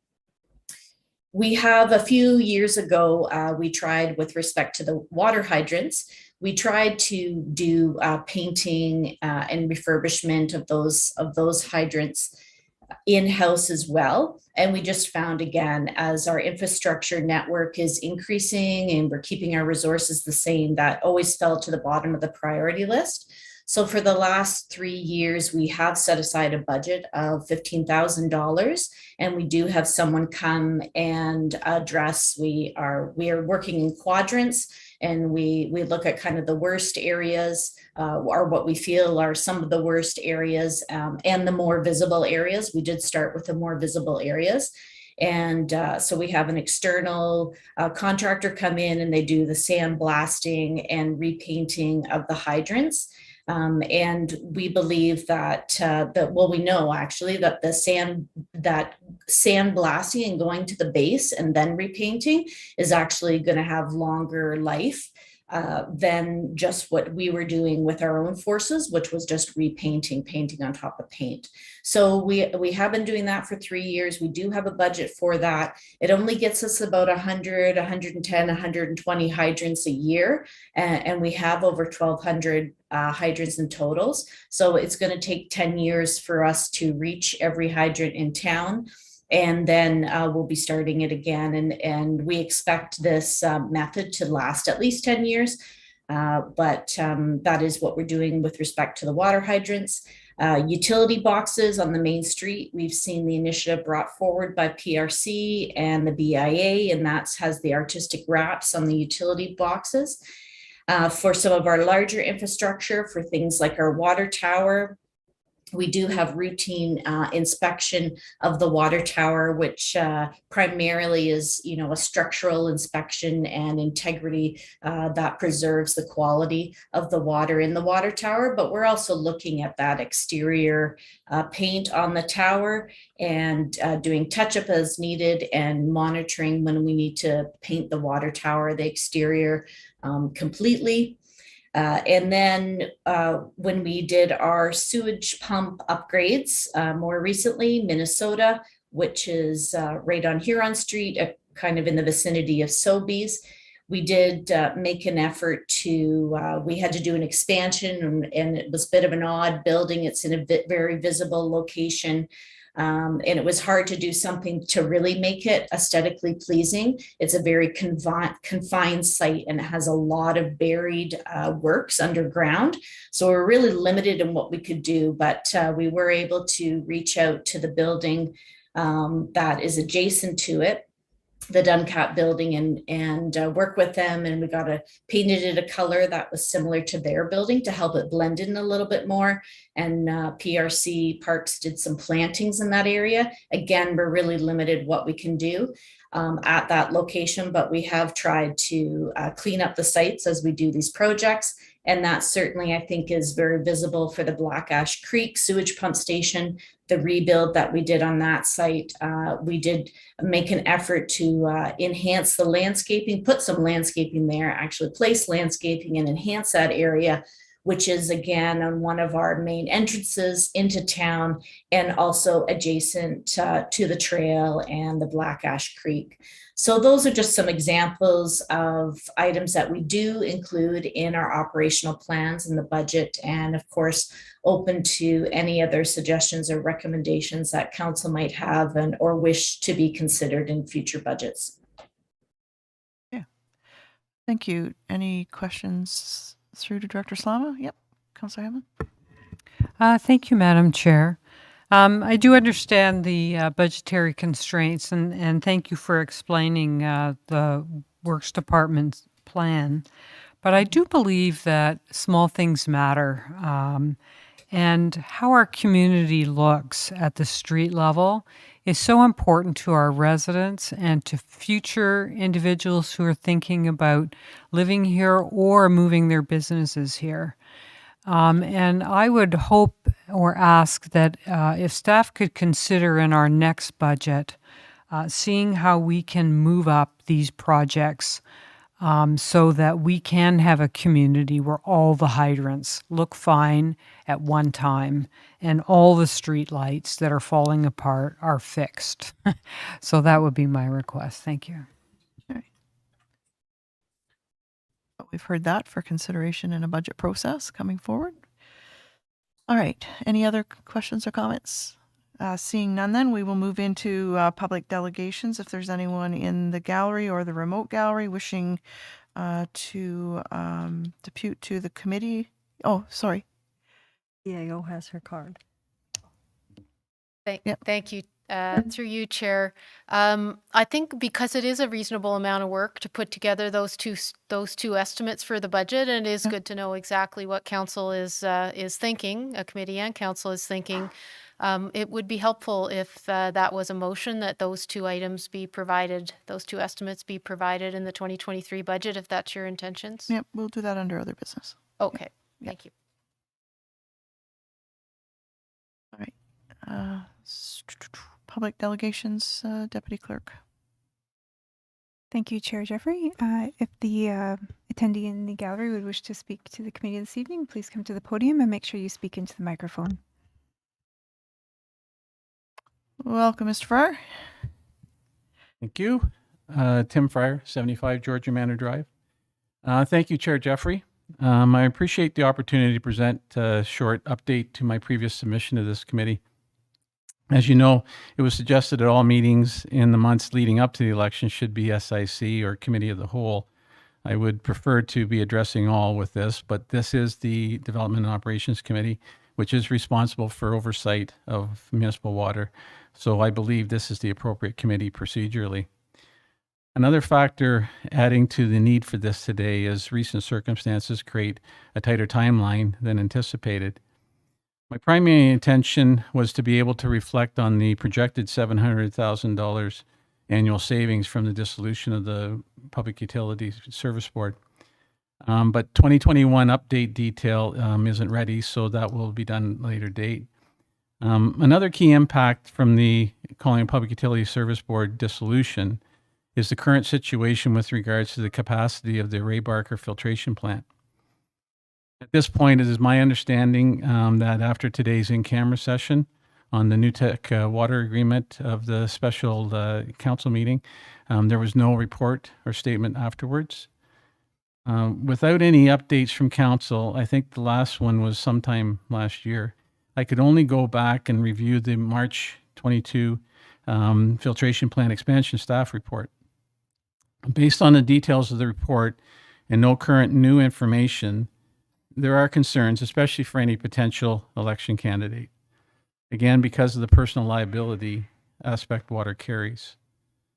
The report appears to indicate that without the sale of water to third parties, the current capacity of the plant would be sufficient until 2044 for Collingwood's needs. It also appears that the massive plant expansion will require 31% of the total cost investment by Collingwood. At the projected 120 million total cost, that is about 36 million. So it further appears that if no investment would be required without third-party sales, then an appropriate amount of return on investment would be in excess of $1 million annually coming from the benefits of sale to third parties. That's an excessive amount to build into a business case. I recall back in 1998, when the initial water filtration investment was required, the overall cost was around $20 million. Former MPP Jim Wilson was instrumental in securing $10 million of funding for Collingwood. Hopefully there is more than just the 1.5 million of grants suggested in the staff report available to assist in making the external sales model be a good business decision. Both the province and county are in line with that thought because Simcoe has to recognize that the provision of municipal water outside Collingwood's boundary is very important to the whole county. The report indicates $11 million in reserve and $7 million of DC, with no projection for 24-25. $20 million in total seems like a reasonable amount to estimate, or only about 2/3 of the expected cost. Importantly, though, is that would completely deplete these sources for future growth and renewal infrastructure requirements, likely for years. So hopefully the benefits outside Collingwood's service territory will generate assistance from other parties. Respectfully, the crux is that, in my opinion, the public needs to know and be updated on this matter. So I ask then, are there any plans for this to occur in the near future? Thank you again for this opportunity to present to you. Thank you very much. And I'll just turn to the CEO for any response available on your request for the information.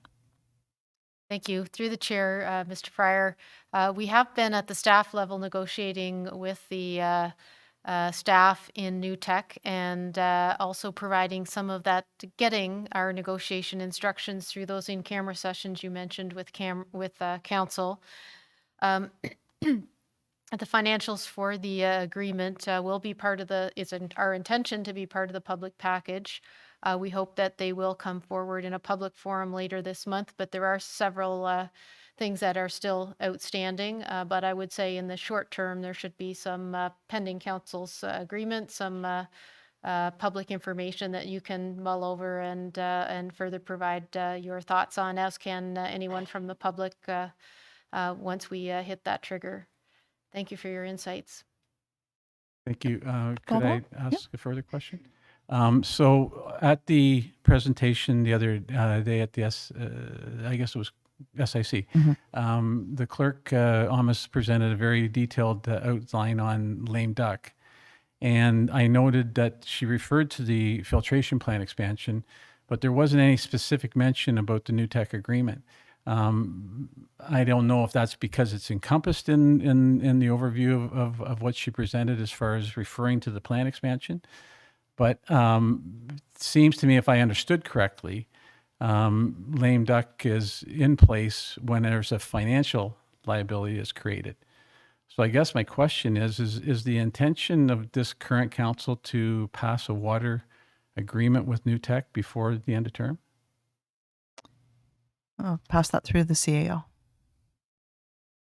Thank you. Through the chair, it would be the intention to, if an agreement can be reached, that would be passed prior to the end of this term. That would be the staff intention, and I think it is council's intention. I would like to further consult with the clerk, but the advice that we've received has been about binding council to any financial decisions. And I think it's a reasonable conclusion that the new tech agreement is a financial decision for the council. But I would require some more legal advice. Ideally, we would bring that forward prior to the date of any lame duck, which would be, I believe, the 19th of August, or potentially we don't go into lame duck, which would give some more time for council prior to the election. If I may, Madam Yeah, Chair, sure. I'll just mention that I did ask Clerk Amos last week, but I know she was off. So I know she would have gotten back to me and explained about the lame duck question that I just asked. So I just want to be clear that I did check with staff, and I know that Clerk Amos has been off. So I know that that's why I hadn't heard back on it. Okay. So it wasn't meant to prod because I'd already asked a question. Yep. Nope. Understood. But yep. Thank you for your passion for this item. Take care. And anyone remotely? Clerk? Thank you, Chair Jeffrey. We have no remote attendees at this time. All right. So under other business, I believe Councillor Hamlin has a couple of items. So I will turn over to Councillor Hamlin for number 1 for the greening of our buildings and the LED lighting. And then secondly is the something to do with money and budget. Okay, thank you so much. The first matter, perhaps I'll just ask a question to clarify, and this is about converting our lights to LED lights in various town buildings. Does staff already have a schedule they're working towards with a firm date for conversion of the lights in the remaining buildings? Or is this something that would have to be created? CO Skinner, I think, barring maybe Director Slama being still. Oh, there's Manager McNulty. Go ahead. Thank you, and through the chair.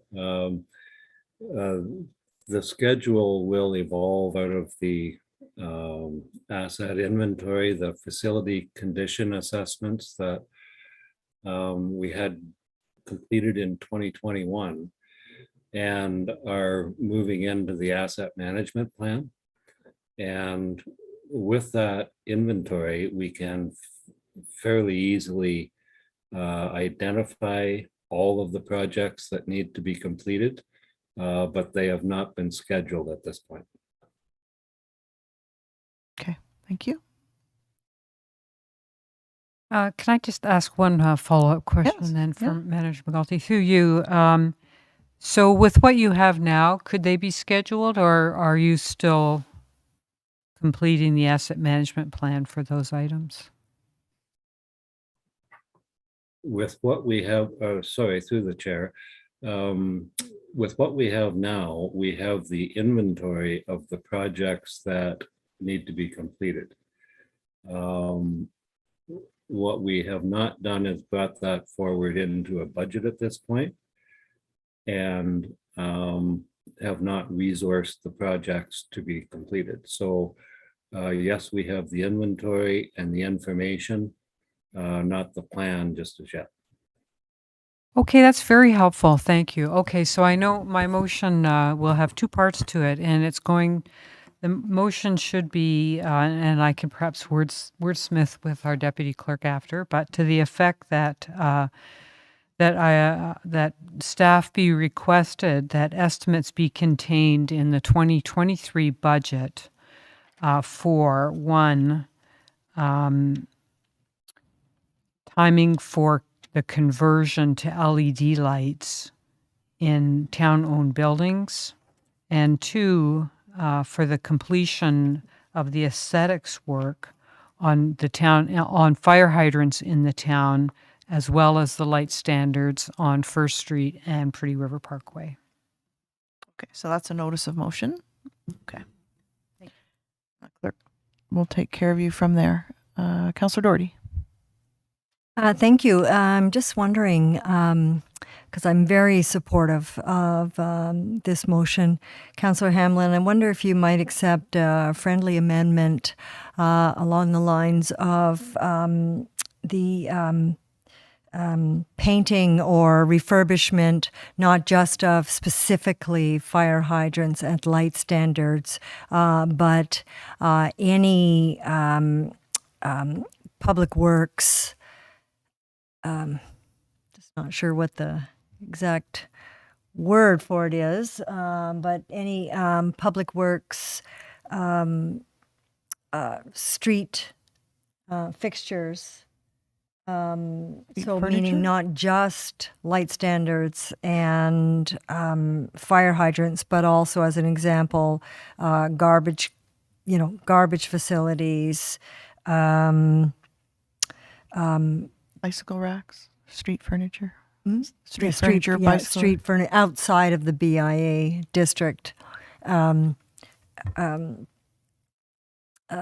Electrical box wraps, etc., all outside of the BIA district. So just, I think, generally beautification of, public works. Still trying to find that word. Councillor Hammond, do you wish to expand it that far, or do you wish to? Perhaps, I'm not opposed to this, but perhaps I would just say we could find the right word. Yeah, find the right, yeah. And if sorry. we can't agree, then Okay. we'll come leave at- it to Councillor Doherty to make an amendment. Okay, all right. I'm sorry. My brain shut down about 5 minutes ago. Oh, that's okay. All good. Up, CAO Skinner. Thank you. Through the chair, we're happy to work with one or both councillors and our Public Works folks and Director Slama moving forward. I think it is quite helpful for us to know exactly what types of furniture you would like to see in scope, whether it's the steel infrastructure or the other pieces. I think in the longer term, a beautification budget or an intent to beautify is potentially very desirable. In the shorter term, to make sure we get a good dash to December 2022 and a budget put forward, we may not have the capacity to fully, easily have the capacity, depending on how you prioritize it, to fully do a beautification program in general, and a specified set of assets would be quite helpful. Yep, Councillor Hammond. I just have a question through you, Madam Chair, for our CAO. One thing that's on my mind, and perhaps you could just help me with this. One of the things that's a disaster in our town are the boxes that are owned. I think they're Bell boxes and perhaps Rogers boxes, but everywhere they're tipped over, they're broken open, there's wires hanging out of them. They're really look a bit dangerous. In fact, if anybody was to start pulling on all these wires, they're on their side. How is there a way that we can include approaching these utilities or whoever owns these boxes to clean up their mess? I know it's not for our town to clean up, but how do we deal with this? It's right Thank you. after they get to the double poles all over town. That too. happened? We'll start with the wires on the street. Oh, I've been complaining for decades now about the double poles, and it takes Rogers and Bell or whoever forever to get there and deal with it. But I guess squeaky wheel gets the oil, and I do know in the past that Director Slama and former manager Velick were quite good at following up and at least getting it done in part. And it may take a little bit of pressure to through that to those utility suppliers to get the job done. CEO Skinner. If I could refer that to Yep. Director Slama. I just saw her that's now. Yep, beyond for sure. my level. Director Slama. Thank you, Chair. I don't really have too much more to add. I believe that it probably is just additional pressure. We have applied some pressure, and we do, try to reach out to those utilities and ask them to fix their infrastructure that is broken and damaged within our right of way. And as you have commented, right, it is difficult to achieve success. So we can continue to do that. I'll ask my colleagues to see if they have any other way to try and get a more responsive action from those companies. It is difficult. Perhaps I'll just follow up on that point, and I have another motion. Oh, another notice of motion? Yeah, another notice of motion. Okay, you go. That council direct our mayor or acting mayor, depending on when it happens, to send a letter on town letterhead to the I'm going to say the CEOs of these utility companies, explaining the problem and asking that they clean up their boxes in our town. And this would be prepared by staff. Thank you. Okay. All right, so we'll do a combination. We'll watch for those for combination impact there. All right, so if there's no other business, I will ask for a motion to adjourn. Who would like to do that? Nobody wants to. Vice Chair Doherty. All those in favor? And that's carried unanimously. Thank you, everyone. Got you out just in time for the rain, apparently. They were forecasting rain for 7:30. Anyway.